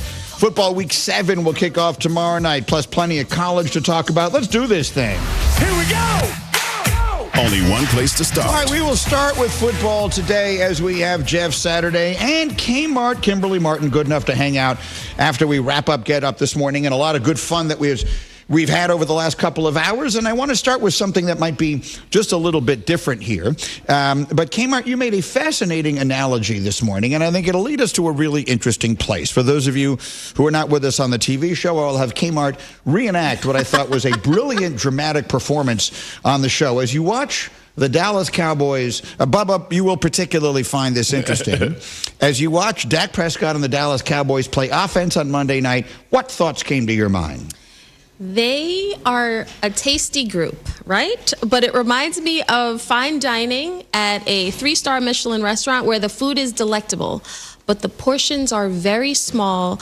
And by the end of the night, you've had a good night, but you're kind of left feeling a little unsatisfied, like you wanted more. You wanted the entrees to be bigger. And I think that's how I felt after the Chargers game. I was so impressed with Dak. I felt that was his best game. I was so impressed that they finally got CeeDee Lamb involved. We saw Brandon Cooks. We saw how this offense should look at times, but we've been waiting for Dak to use his legs. We've been waiting for CeeDee Lamb to get involved. And that's why I say the portions are too small. It's still early in the season, but I think me not feeling satisfied comes from what was said in the offseason about this offense. And Mike McCarthy talking about how it would be aggressive, and Dak saying this offense is about me being more comfortable.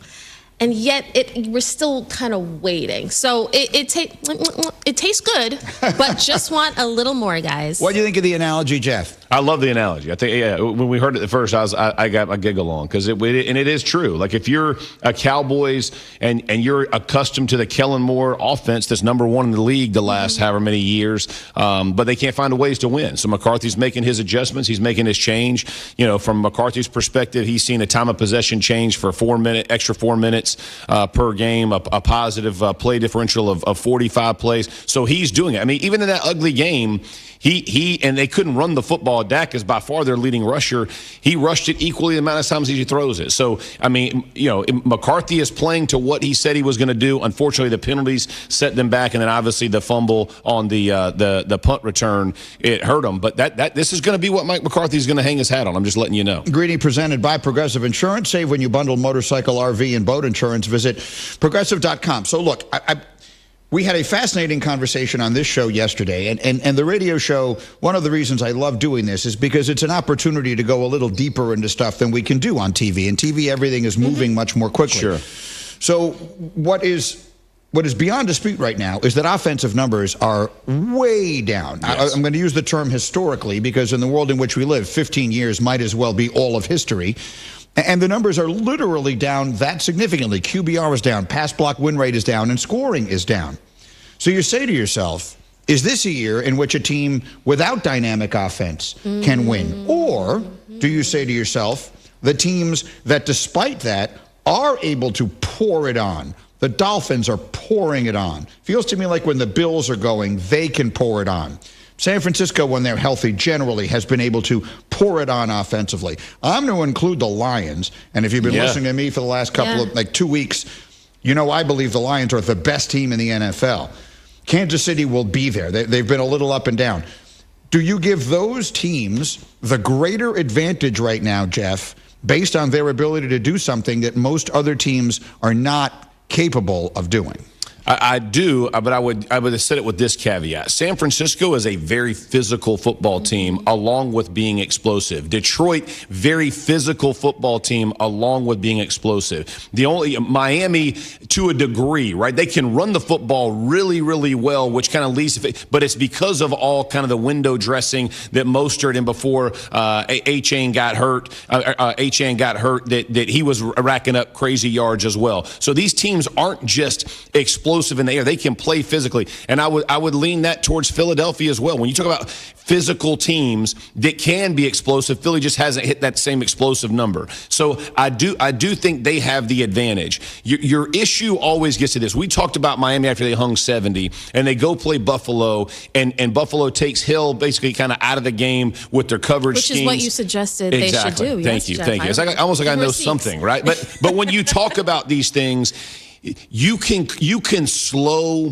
those high-powered offenses down. And I will tell you from a guy who played 14 years on some of the most explosive offenses in the history of our game, when you start to struggle, the panic and the concern elevates really quickly because you're so accustomed to being so efficient. When teams just kind of put a speed bump in front of you and make you extend those 5-play drives to 10-play drives, and that's what good defenses and playoff defenses are going to do, it changes you. So I would lean back to the teams that you mentioned. They are explosive, and but it's about their physicality. Like those teams go play hard at people. They protect the quarterback. They get after the quarterback. Like all the traditional things that you go back to how you win football games, it's not just because they can go run really fast, right? I mean, Miami is an Olympic track team, but Mike McDaniel does not get away from the ground and pound. When he knows he can go at you with his running backs, he's not afraid. He'll keep churning those yards.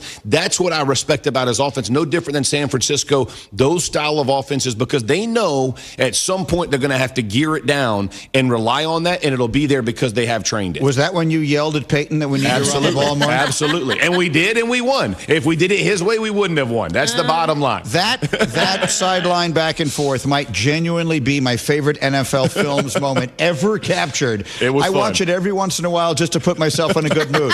Quit talking, Jeff. Quit calling plays, Jeff. Just block what I say, Jeff. But having worked with Jeff Saturday on the set, I get why Peyton was yelling at him. Yeah. I get it, because Jeff likes to take over. I get it. Who's going to win this game Sunday night, Kmart? Philly or the Dolphins? It's in Philadelphia. So I would go with the Eagles, Basically, because I think Miami, high-powered offense, I get all that. I think when you look at Miami's schedule, the one thing you can say is when you add up the win-loss records of the teams they've beaten versus the team they lost to, which was Buffalo, like they've put up gaudy numbers against some bad teams. So you go on the road in Philly, which is a very difficult place to win in, and you make a statement. I think that legitimizes who the Dolphins are and what they can be. And it's not that I doubt Mike McDaniel or Tua.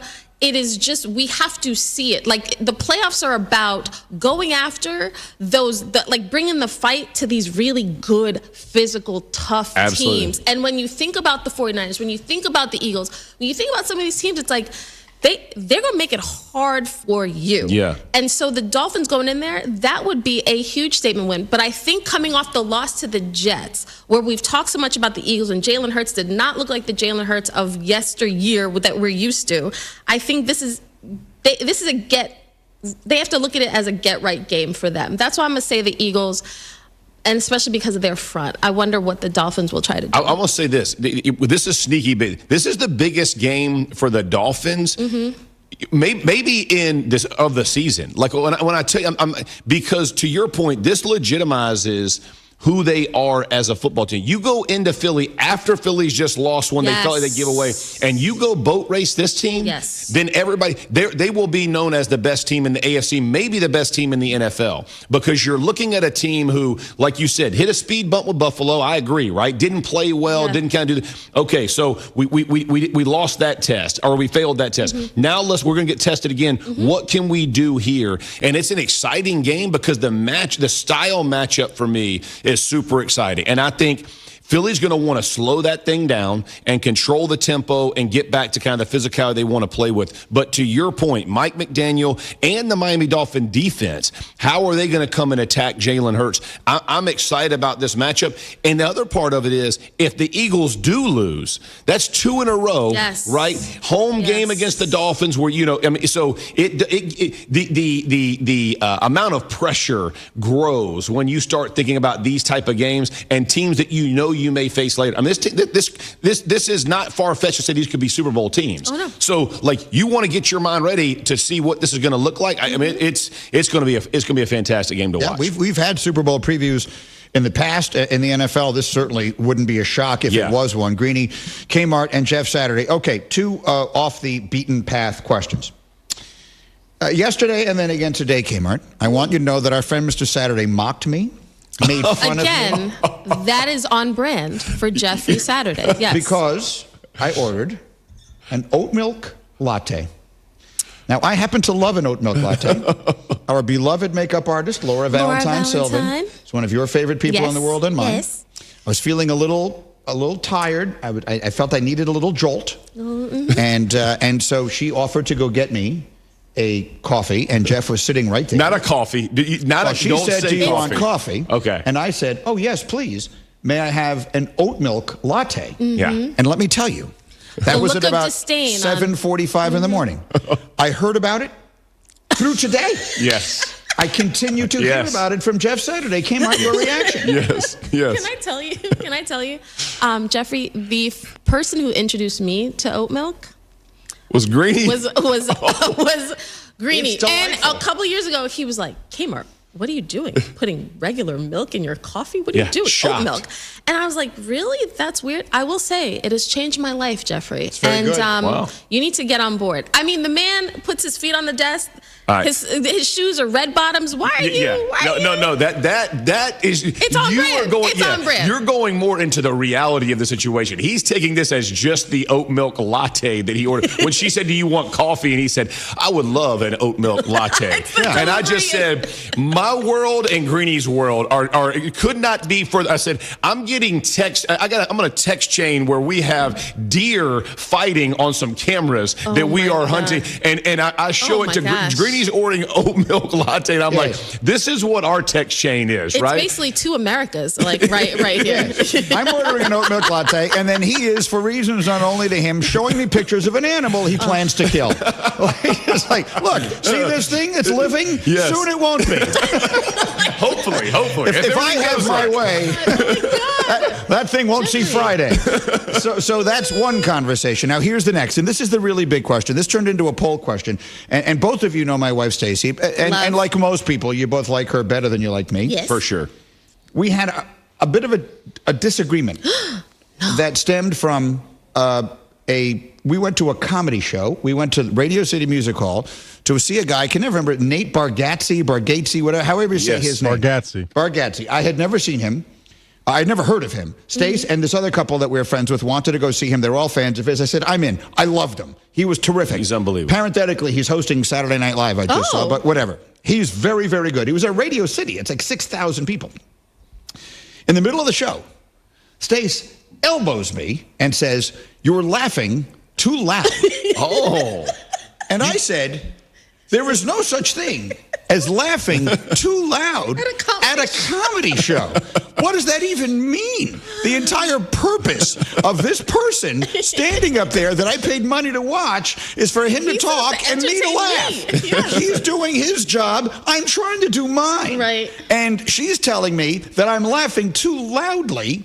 And so I'm here. I'm looking for some support. No. Jeff, is there such a thing as laughing too loudly? Well, I'm just going to say, you have been known. Oh, wow. You have been known to try to steal the spotlight. Oh, I think Stace saw, listen, he's getting a little chatty over here, but everybody's beginning to look at Greeny instead of the show that's supposed to be in front of them. He's trying to take some attention away from my man, Nate. Stace was just trying to protect the show. She understands the deep well within Mike Greenberg and understands where he is. So I sat on Stace here. Listen, she knows. She knows her man. She knows her man. Greeny wants to. He's going to laugh a little louder. And she knows, she knows that's not his real laugh. No. That's a little much. That's a little much. You're trying to become the show instead of enjoying the show. Well, he's a television host. Yes, he is. Kmart. Yes. As a blanket question, is there such a thing as laughing too loud at a comedy show? Absolutely not, Greeny, because I enjoy our little Greeny dinners when we go out as a group. So I'm gonna ride with you. You don't want to lose the dinners. I'm telling you right now, you're picking the wrong member of the family. For if you go that way. All right, you two are the best. Thank you as always, Jeff. Go kill something. I don't know. By the next time I see you, there will be fewer living things walking the face of planet Earth. Y'all got problems. Coming up, the people have spoken and they are wrong. I'll explain why next on ESPN Radio. Prescriptions require an online consultation with a healthcare provider who will determine if appropriate. Restrictions apply. See website for details and important safety information. Subscription required. Price varies based on product and subscription plan. Hey guys, did you know there's a generic form of Viagra that works just the same, but is 95% cheaper? And you can get it online? Just go to hims.com/joy. Through Hims, you'll get a free medical consultation, discreet shipping if prescribed, a 100% online process, and trusted generic alternatives to the name brands at up to 95% off. That's right. Get generic for Viagra, the same active ingredient as brand name Viagra, but for 95% less. It's the same medication, still prescribed by a licensed medical provider, but with zero copay, no expensive appointments, and no awkward face-to-face conversations. To start your free online visit, you need to go to this exclusive address, hims.com/joy. That's hims.com/joy for your free online visit. HIMS.com/JOY. Fall, a time for sweaters, for hot chocolate, for apple picking, and for red-hot action on the diamond. That one back towards the wall. That one is gone. Catch playoff baseball all fall long right here on 94.5 ESPN. Young, what a play by Young. To second for one. They get a double play. Major League Baseball on ESPN Milwaukee is brought to you by Pella Windows and Doors of Wisconsin. Schedule your free consultation at PellaWI.com/radio. eBay Motors is here for the ride. 120,000 miles of night drives, daily commutes, and who knows how many. Are we there yet? Through countless fixes, elbow grease, and a new radiator, you kept your ride alive. With eBay Motors, you have over 122 million parts to keep it running. And with eBay Guaranteed Fit, they'll be the perfect fit every time. Plus, at these prices, Well, we're burning rubber, not cash. Keep your ride or die alive at ebaymotors.com. Eligible items only. Exclusions apply. Meet Bruce. Hey there. He's a busy soccer dad who's trying hard to learn the game. Go for the end zone. Whoops. Luckily, other things come easy, like banking with Chase. On a tip from his banker, he set up AutoSave in the Chase mobile app. So what are you saving for, Bruce? Father-daughter soccer camp. Smart bankers, convenient tools. One bank with the power of both. Visit chase.com/checking. Chase, make more of what's yours. AutoSave requires a Chase checking and savings account. Chase mobile app is available for select mobile devices. Message and data rates may apply. JP Morgan Chase Bank, N.A. member FDIC. WWE Friday Night SmackDown returns to Milwaukee's Fiserv Forum, October 27th. You'll see the greatest of all time, John Cena. Come get some!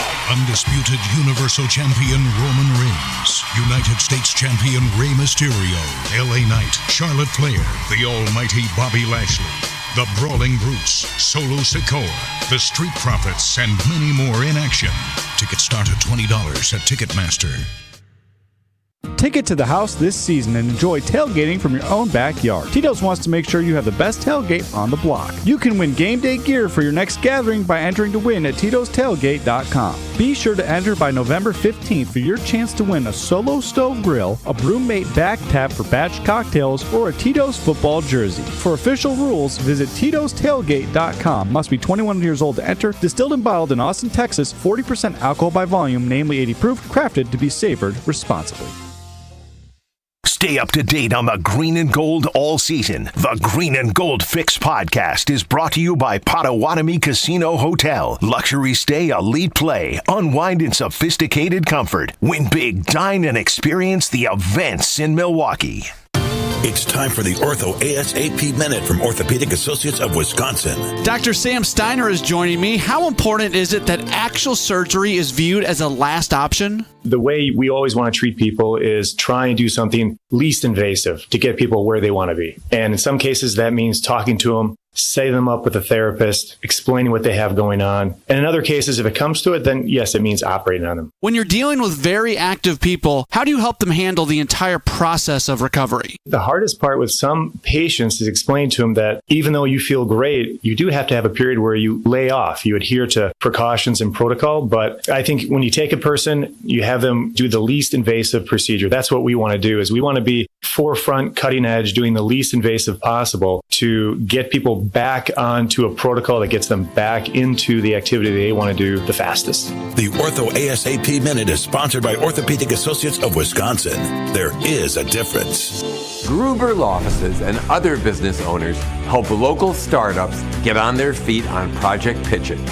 Watch it Saturday nights at 10:35 on WISN 12. One call, that's all.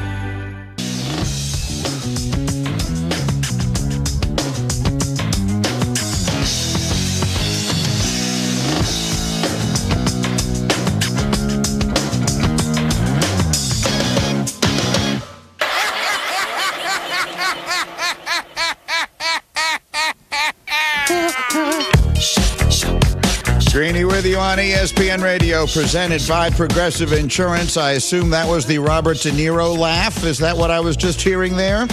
No, I don't believe so. That was what? It's part of the Gorillaz song, Feels Good Inc. That's just a laugh that starts the song? It's just like a manufactured laugh part of the song. Oh, yeah. I like it. Okay, well done. One way or another, it's an appropriate rejoin on this day with Greeny, presented by Progressive Insurance. In 30 seconds, I will explain how the people are wrong. They have spoken, and they're just flat out wrong. That's after this word from AutoZone. You're dealing with a dead battery? Head to AutoZone, America's #1 battery destination. They offer free battery services like free battery testing and free battery charging. Their free battery testing can help you know if you need a new battery or not, or if you just need a fresh charge. If you do need a replacement battery, they are the only place you can find proven tough Duralast batteries. So next time you're having battery trouble, head to AutoZone, your battery solution and America's #1 battery destination. So ESPN Radio's Twitter feed put up the poll question yesterday: can you laugh too loud at a comedy show? And inexplicably, the people voted yes. I don't understand this. I don't want to get completely sidetracked by this because we have a ton of things to get to on this very busy moment in sports. My wife responded to it. Of course, she was the one who started it. She wrote back definitely, because she was the one who was initially put off by the loudness, the volume of my laughing. But I would listen. All I can say is I will go to my grave saying you cannot laugh too loudly at a comedy show. So you're saying 63% of our audience is wrong? Yes. I just said that. You weren't here because you were doing a podcast with Buster when my tease was the people have spoken and the people are wrong. Oh, the American people could never be this wrong about something. And the American people have many times been much wronger about much more important things than they've been about this. I'm here to tell you right now, you can't laugh too loud at a comedy show, and that's that. Rolling along, the assembled members of the hashtag crew have assembled around me. Hembo is here. Bubba and Cam are there. Social media is always available at ESPN Greeny, Twitter, Instagram, and Threads. Next. The Scoop. The Patriots stink on ice. The numbers just keep coming in. And maybe you have to tell me, Hembo, am I disproportionately fascinated by this? Maybe it is because I have spent what feels like my entire life, and certainly it hasn't been, but 2 decades in sports terminology these days is a lifetime. Just looking up at Belichick and feeling so overwhelmed by him. Again, to make clear for everyone listening around the country, not only has Belichick been in the same division with my team all this time, but we were the spurned, we were the scorned, what's the word I'm looking for? He left us at the altar. I mean, he was the head coach of the Jets, the HC of the NYJ for one day, decided to leave, and now built this dynasty in New England. So the fact that it has not crumbled, it has collapsed this quickly. For whatever reason, I can't turn away from it. It's what do they say about a traffic jam? Like I'm a rubbernecker. You're rubbernecking, yeah. Yeah. The Patriots are a 9.5-point dog to the Bills this week. Do you know the last time they were a home underdog of that many points was the first game Tom Brady ever started? Literally from the first time Tom Brady started an NFL game, the Patriots have never been this heavy an underdog in their own building. These numbers just keep coming in, and I keep being fascinated by them. I don't know if anyone else is as interested as I am, but the absolute collapse of the Patriots fascinates me. I mean, we still talk about the fall of the Roman Empire today. Like, if Nick Saban was 1-5, we would be talking a lot about Nick Saban being 1-5. That's true. I don't think that you're overdoing this. This is, I think, at least inarguably the greatest coach in football history, or at least in the Super Bowl era. And he might have the worst team in the whole league now. This is as big a story as we have in the NFL, in my judgment. And I think the very, very interesting element of this, in addition to them just being bad, is how they got here. We talked last week about the fact that they have been able to find no skill position players on offense in the draft and all those things. Bill Belichick has his hand on literally every single thing in the whole operation. And yet, he has still picked his players over the last few years like Tom Brady is still his quarterback. If you ask me to say the single biggest problem, the single biggest reason why they're here, that would be the answer. Yeah, I think that's right. So what you're saying is that he is the single biggest reason why they have collapsed. Yes, and that you're not overdoing it in your obsession with the story. And so let me also point out an irony in that. The most commonly used expression in sports now for coaches and talent evaluators and talent accumulators is, if they're going to if they want you to cook the dinner, you might as well let you shop for some of the groceries. Do you know where that actually began?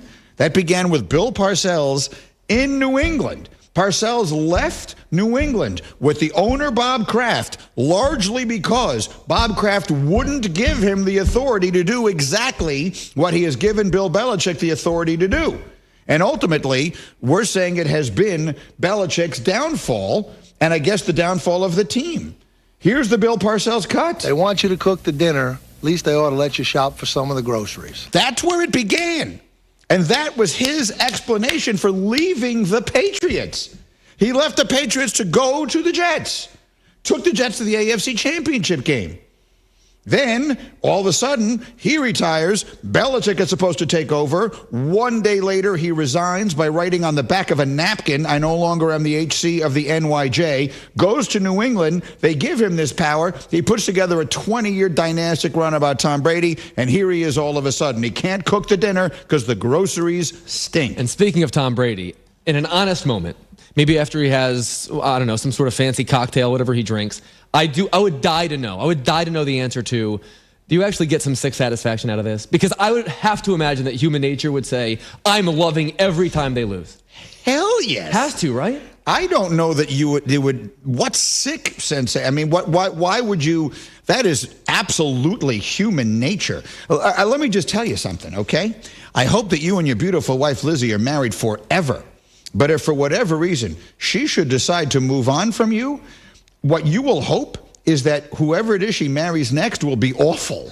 You will not be thinking, boy, well, let's just hope that, listen, when this thing ends, I hope that Lizzie marries George Clooney. Like in a perfect world, George Clooney will be available and will decide to marry Lizzie. No.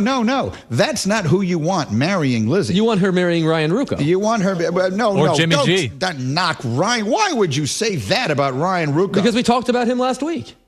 What does the fact that we talked about him last week have to do with anything? Because she was on the road with him in Vegas. He's on the table. He sent a picture of her a ringless finger. No, I mean, George Clooney could be potentially like 80 around this divorce even more money happens. So even more money. It might not be that good of a move for her. Here's what I would say. She just went to Vegas without her wedding ring. She could leave Hembo tomorrow. So, I mean, George Clooney could be one day older than he is right now. I mean, that's 62 then. We're talking about this like it isn't a possibility. Let me tell you this. George Clooney at 62 is 10,000 times better than Hembo at 32. Oh, no question. No debate there. There's not no arguing comparison. that.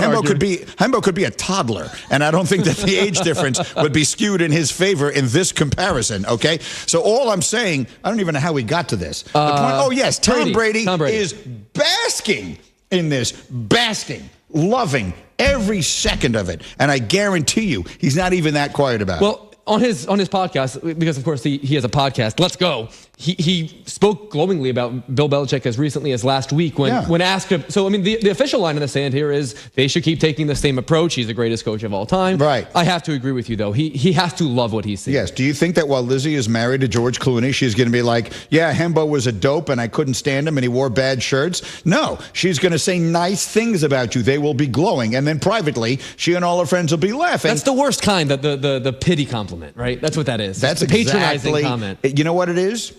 It's taking a knee instead of scoring points at the end of a game to tack on. It's actually more insulting. We don't even need the points. That's exactly right. I feel so sorry for you. I'm going to stop trying. That's what that is. All right, a reminder, no matter where you are, you can always listen to this program. #Greeny. We're on the ESPN app. We're on Sirius XM Channel 80. If you miss anything, we're a podcast. Both hours available anytime you want us. A daily available anywhere you get your podcasts. And you can watch us on the ESPN app. Just click on watch, look for #Greeny, and we hope you will enjoy. So that's all the places we are. Here's what we're doing next. I'm ready to go right now. Green light with Greeny. Give me the green light. All right, against my better judgment, I'm giving the green light to Hembo here because he is in his glory. The Phillies are delightedly happy. We may have something to do with Cam a little bit later here. Cam, you're going to like this. Hembo came up with an idea for something that we're going to consider doing for you. Oh, boy. So and you're going to be the beneficiary of this, I will tell you that. Is that a threat or is it a promise? No, in this case, it is actually a promise. So go ahead, Hembo. I'm going to give you the green light. Go wherever you want, as your Phillies right now might be as hot as any baseball team I've literally ever seen in my life. It's just not supposed to be this easy. 10-0. We can knock the Diamondbacks for not being a good regular season team, but this is the same Diamondbacks team that swept Milwaukee in Milwaukee and bum rushed the Los Angeles Dodgers. Clayton Kershaw got one out against this lineup that has forgotten how to play baseball in Citizens Bank Park. Yesterday, it was Kyle Schwarber's turn. He hadn't hit for much of the postseason, but now he has 3 homers in his last 2 games, 2 bombs yesterday. Trey Turner added 1. This team is an absolutely well-oiled machine. And lest we forget, Aaron Nola parenthetically throws 6 shutout innings. He's making himself millions of dollars every single time he pitches now in the postseason. He's an impending free agent. He's going to make a lot of money out of this. What you're seeing right now is a team clicking on all cylinders that you rarely see. I mean, the Phillies were a very good team this season, but they weren't anywhere near the best team in baseball during the regular season. But right now, they've got the best lineup in the sport. They've got the best pitching staff in the sport, and they're winning games with football scores because of it. Yeah, they scored almost as many points last night as the Eagles did on Sunday. The Eagles had 12. They had 10 the Eagles had 12. No. The Jets won that game 14. They had 14. The Jets had. They could have scored 14 yesterday if they wanted to. Yeah, probably. But they felt sorry for their opposition, so they took a knee. No. And the Schwarber thing, I can't remember how we started talking about Reggie Jackson yesterday, but we did at length on this show. And so I took particular note of it. If you were listening yesterday, you know how I feel about Reggie. Any kid who grew up in New York in the 70s, Reggie is an icon, like a larger-than-life kind of icon. Like he was a superstar at a time when that wasn't even a word that we used. Like the three, in my mind, the three original sports, quote-unquote, superstars, and O.J. Simpson really had this attached to him, and you're not old enough to remember, but there was a commercial, the Superstar of Rent-A-Car was O.J.'s commercial. But O.J. Simpson, Joe Namath, and Reggie Jackson, those were the three, I think, sort of original superstar athletes. They transcended sports. They became famous amongst people who had nothing to do, who were not sports fans. That today is extremely commonplace. In those days, it was not. Anyway, the point is, before he was anything else, Reggie was as good a left-handed hitter as I've ever seen in big spots. Schwarber has now hit as many home runs as Reggie Jackson in the playoffs. They share the all-time record with 18 home runs among left-handed hitters. And Schwarber did it in 17 fewer games. I mean, obviously the game is different. It's much easier to hit a home run now than it used to be. But that's a pretty loud number. And he's doing it, he's doing it against some lesser teams. In some cases, he's doing it against the sixth best team, which Reggie didn't get a chance to face. Yes, there are more rounds, but this is just an example of the clout in the Phillies lineup. I mean, on every day it's someone different. And it's not just the home runs, though. They've hit 19 home runs in the playoffs, but 16 of them have been solo home runs. This is a team that can also manufacture runs. By the way, they went on to score 7 more runs without homering. It's an incredibly important attribute for a team in baseball. Can you homer and can you manufacture? And in the Phillies case, the answer to both questions is yes. All right, Greeny with you here. A reminder, the road to the World Series goes through ESPN Radio. Catch all the postseason action on ESPN Radio and the ESPN app. The Merrill Kelly thing, is this a big deal? Do we want to play this? Yes, you're going to want to play this because for the second time in as many series, someone on the other team facing the Phillies shot themselves in the foot. Okay, so this is Merrill Kelly, Diamondbacks pitcher. This is 2 days ago. Bear in mind, he claims his comments were taken out of context. But this was Merrill Kelly of Arizona talking about the atmosphere at this ballpark in Philadelphia. Go back to the Korean series that you were talking about. Obviously, their fans they cheer a little bit differently than we do. Each offensive player that comes up to the plate, they have their own fight song. So when it was the championship series, there was about 30,000 people in Seoul. About 15,000 of it at a time would be singing in unison for whatever hitter was up, and they don't stop until the next hitter comes up. And then going into the WBC game, I think that I haven't obviously heard this place on the field, but I'd be very surprised if it trumped that Venezuela game down in Miami when Trey hit that grand slam. I don't think I've ever experienced, at least baseball-wise, I don't think I've ever experienced a atmosphere like that. So I hope that this isn't louder than that. So that's Merrill Kelly basically saying that whatever, as he was going into it, whatever the atmosphere is in Philly, it will not be greater than it was at the WBC. I mean, I don't think those were that bad at all. I don't understand why people were making that big of a deal. If we're comparing those to Spencer Strider, I don't think it's – I heard people say, like, oh, Merrill Kelly said something bad. I don't think that's bad at all. I mean, people were raving about how the WBC – I heard multiple people say the crowds at the WBC were the loudest crowds they've ever experienced in their life. So I don't understand what's so bad about that. And he said he hasn't been to Philly yet, and he'll see what it's like. And I don't think what's so bad about that. What do you think is so bad about that, Hembo? It's not that they're so bad. It's just that you're poking the bear. You're just poking the bear for the second time in as many series. Phillies fans were chanting Merrill yesterday all game long, and he wound up giving up 3 home runs. All I'm saying is that it's an unforced error. You're going into hostile environment, and you're making it more hostile. I guess I don't even look at it as like he was criticized. I mean, maybe a little. I guess there's no point even bringing it up to a degree, but I just didn't even see like he was. It is a perfectly legitimate answer to a reasonable question. Right, hey, yeah. Everyone's talking about the incredible atmosphere at this ballpark in Philadelphia. Mm-hmm. What are your expectations? Well, I pitched in the World Baseball Classic. It was insane. The fans had their own chants. They had their own cheers. They had their own songs.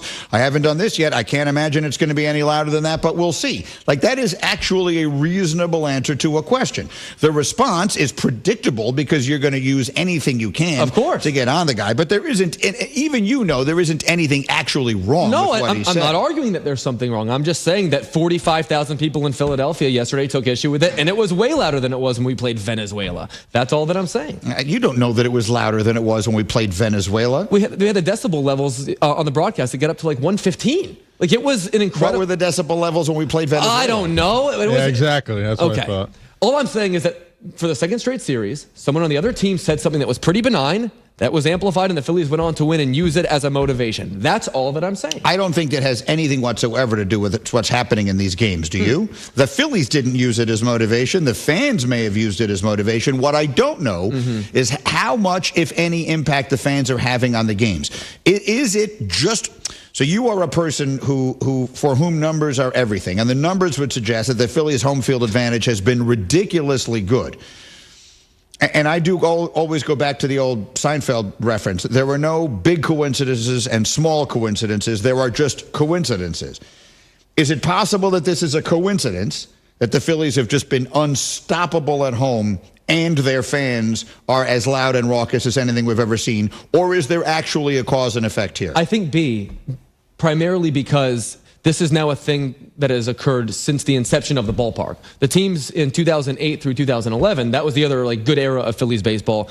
They wanted a high clip too. So the record is now 28-11 since then, for the duration of the whole stadium, which is the best record in baseball history, the best record of its kind in baseball history. And the other reason why I do think it matters, Greeny, and I'd be curious to talk to a player about this, but baseball is a sport that's much more closely attached, mentally at least, to something like golf or like tennis. Like, these are fine motor skills, your hand-eye coordination. You're not used to playing baseball in an environment like this. Like, this is very atypical for a sport to where being amped, being energized is not an asset. It's a liability. And so if you're not prepared for it, or if you've never experienced anything quite like it, unless you're Merrill Kelly, of course, you're not prepared for how you're going to feel in those moments. Todd Helton once legendarily said, "How do you perform when there are people in the upper deck?" Right? That's what's happening in every single game, and at least it seems to be making an actual difference. All right, Hembo is now going to make Merrill Kelly into a verb. Merrill. Yeah, he's going to...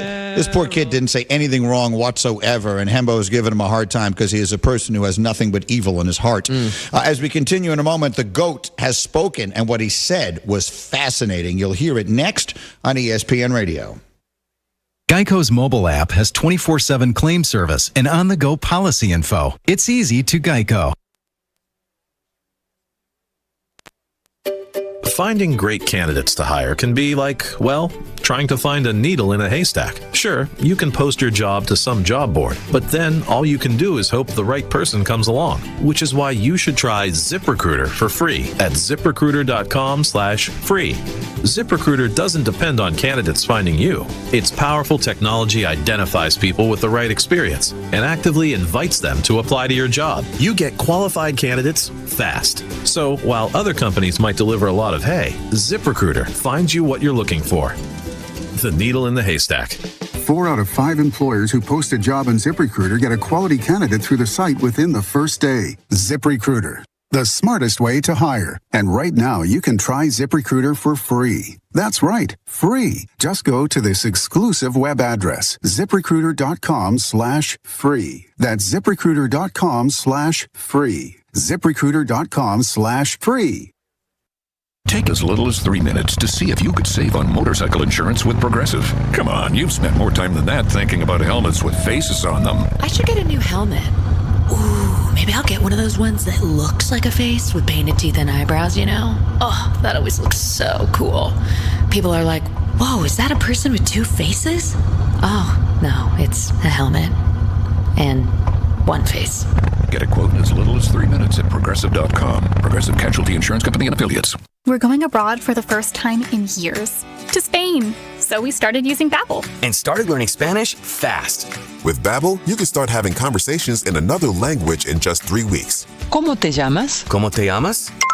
When you learn a language, you want to actually use it. Babbel is designed with that goal in mind. In just 3 weeks, we're starting to have conversations in Spanish. Gracias, Babbel. Babbel, language for life. Now try Babbel for free at Babbel.com. That's Babbel.com. Bucks basketball is back. A new era tips off with Coach Griffin at the helm, alongside returning favorites and exciting new additions. It's Dame time, Milwaukee. Don't miss a moment of the action. From the electrifying slam dunks to the roar of 18,000 fans, all unfolding live at Fiserv Forum. Secure your seats now. Visit Bucks.com/tickets and join us for an unforgettable season of Bucks basketball. There's a seat waiting for you at Fiserv Forum. Secure yours now at Bucks.com/tickets. This is the year to buy the woman you love a big anniversary diamond. What's a big anniversary diamond? A big anniversary diamond is any diamond that's at least twice as big as the one in her engagement ring. Why twice as big? A big anniversary diamond says, I love you twice as much today as the day I married you. People are always so happy when they see the price we can give them. Kessler's has wonderful prices on 1 carat, carat and a half, 2 carat, and 3 carat big anniversary diamonds. People will ask you about your big diamond everywhere you go. So big anniversary diamonds are the hot new trend? It began with men buying big anniversary diamonds for the women they love, but now it's gone to a whole new level. Women are now buying big anniversary diamonds for their men. Women are saying, two can play that game. I like games that two can play. Everybody likes games that two can play. Welcome to Kessler's. For the location nearest you, go to KesslersDiamonds.com. Life's better with an auto policy from American Family Insurance. No matter what dreams you're driving towards. That's because our expert agents will make you feel totally protected with the right auto coverage at the right price. You'll also save up to 23% when you bundle auto with home.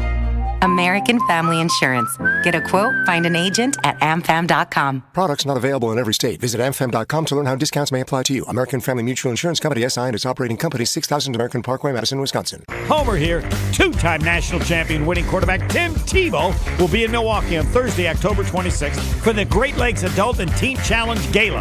Tim Tebow, college football legend, great author. Get your tickets at GreatLakesATC.com. 100 tables are filled. They should be 120. I'll buy one. Now we're at 101. GreatLakesATC.com or call 414-748-HOPE to see Tim Tebow. Tim Tebow, Thursday, October 26th in Milwaukee. We're going abroad for the first time in years. To Spain. So we started using Babbel. And started learning Spanish fast. With Babbel, you can start having conversations in another language in just 3 weeks. ¿Cómo te llamas? ¿Cómo te llamas?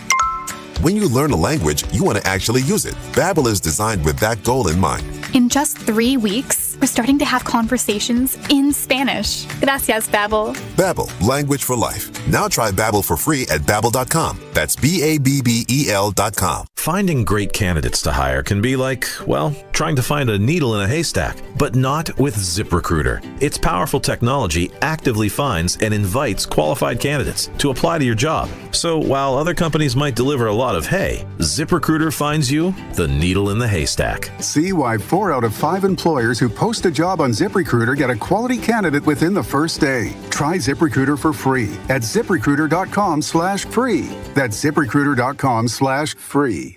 Kevin Moret here from Mentality Men's Health. Guys, did you know that the stored belly fat reduces your free testosterone? The more the belly grows, the harder it is to drop, mostly because of the decrease in free T. It's a vicious cycle that men are losing, and unfortunately, everyone can see it. Mentality breaks that cycle with semaglutide, an industry-changing weight loss medication that can help you lose up to 15% of your body weight while preserving your testosterone. Join our over 20,000 clients to look and feel the way you deserve. In Milwaukee, go to lowtusa.com. That's lowtusa.com. .com/cashback debit. Discover Bank. Member FDIC.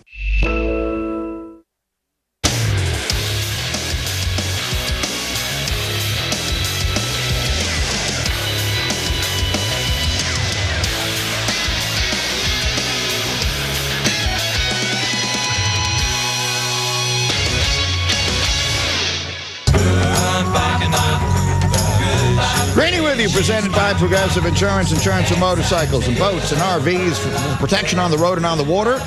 See how much you can save at 1-800-PROGRESSIVE and Progressive.com. Before we get to what the GOAT himself said, which is, by the way, both fascinating and correct, Bubba dug this up, so let's hear it. It's a night that, if you're old enough to remember it, you will never forget. Jackson with 4 runs batted in and sends a fly ball to center field and deep. That's going to be way back, and that's going to be gone. Reggie Jackson has hit his 3rd home run of the game. Reggie Jackson becomes the second man in World Series history to hit 3 home runs in a game. So that was a night, of course, that you never forget. The first to do it was Babe Ruth. Babe Ruth did it twice. Reggie and actually. Babe Ruth, who did it twice. By the way, you real quick, you I'm sure know this, but as a reminder, Reggie also homered off of Don Sutton in his last at bat in Game 5, meaning he homered in 4 consecutive pitches he saw, or 4 consecutive swings, I should say, in the World Series. Yeah, I was at Game. I want to say game 1 or 2. The fact that I can't remember now which it was embarrasses me, but I was 10 years old, and the Yankees played. So this was the previous year, and the Yankees played the Dodgers in the World Series, and a girl in my class named Lee Harper Marshall, her father had tickets, and they brought me to the game. And when I tell you she became my favorite person in the entire world forever, we went to a World Series game, and I'll never forget, I'm sitting there with her dad, really, really good seats, and a foul ball is hit near us. We're on the first base side, and a foul ball is hit, and there's like, we're in the front, not the front row of the ballpark, don't get me wrong, but we're right in front of me is a rail, and in front of that is a walkway, like, you know, an aisle. And a foul ball is hit, and it sort of is in that area. It's kind of meshed. And I, because I'm a dopey 10-year-old kid, dive down there like I'm going to get this ball. And the next thing I knew, I was swarmed. I mean, there was like, 70 people who were adults jumped down at the same time. And poor Lee Harper Marshall's father, who was a very nice man, was hysterical because he just took this 10-year-old to a baseball game, and I'm being flattened. I mean, I'm being trampled at the bottom of this, and the moral of the story, parenthetically, is by no means did I get the baseball. I've told that story a million times, and everyone always thinks, and you're going to tell me you got the ball, didn't you? Hell no. I didn't get near the ball. So I got knocked down. I got a little scrape here. I had a bruise and that kind of stuff, but I did not get anywhere near the ball. You said this was 76? No, it was 77. Oh, okay. It was that? It was series? 77. But it was earlier in the series. He did it in game 6, right? He did it in game 6. The home runs were game 6. This was either game 1 or 2. So were they still playing day games? No, this was at night. It was at night. It was at night. I remember his 3 home run game was at night, but it was at night, and they let us go on a school. My parents let me go on a school night. I mean, this was a very big deal, as evidenced by the fact that 46 years later, I still remember. How is Lee doing these days? I don't know. I've lost touch with Lee Harper Marshall, but I hope that she is well. Okay, Greeny with you. Next order of business. I'm sorry. What? I'm sorry. What? I'm sorry. What? I'm sorry, what? You referenced Tom Brady on his podcast, the Let's Go podcast. He said another thing that's gotten a lot of attention on it the other day. So I'm going to play it for you here, talking about the physical element of football and how, to some degree, we may be losing it. This isn't touch football. This is real football. And I think the physicality, which people really enjoy, I certainly enjoyed. I love that physical element of the sport.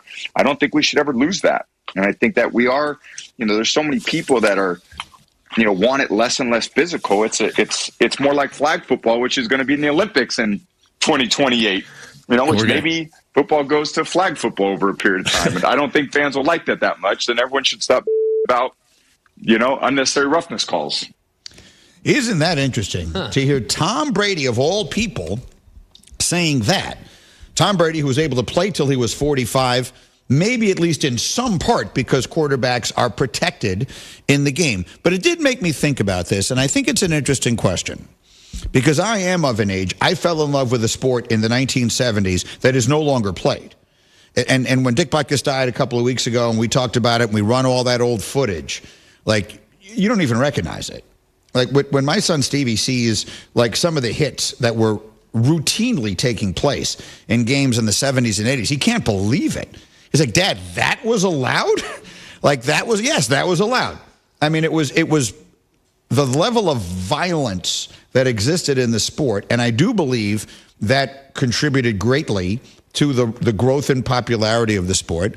That certainly has been legislated out, I think for great reasons, because it is an inherently violent and dangerous game, but they have done everything they can, I believe correctly, to make it as little danger as it can be. I'm not sure what the phraseology of that is that I'm looking for. To mitigate as much of the actual real danger as they possibly can, while balancing that fine line between not taking out the sort of gladiator element of it.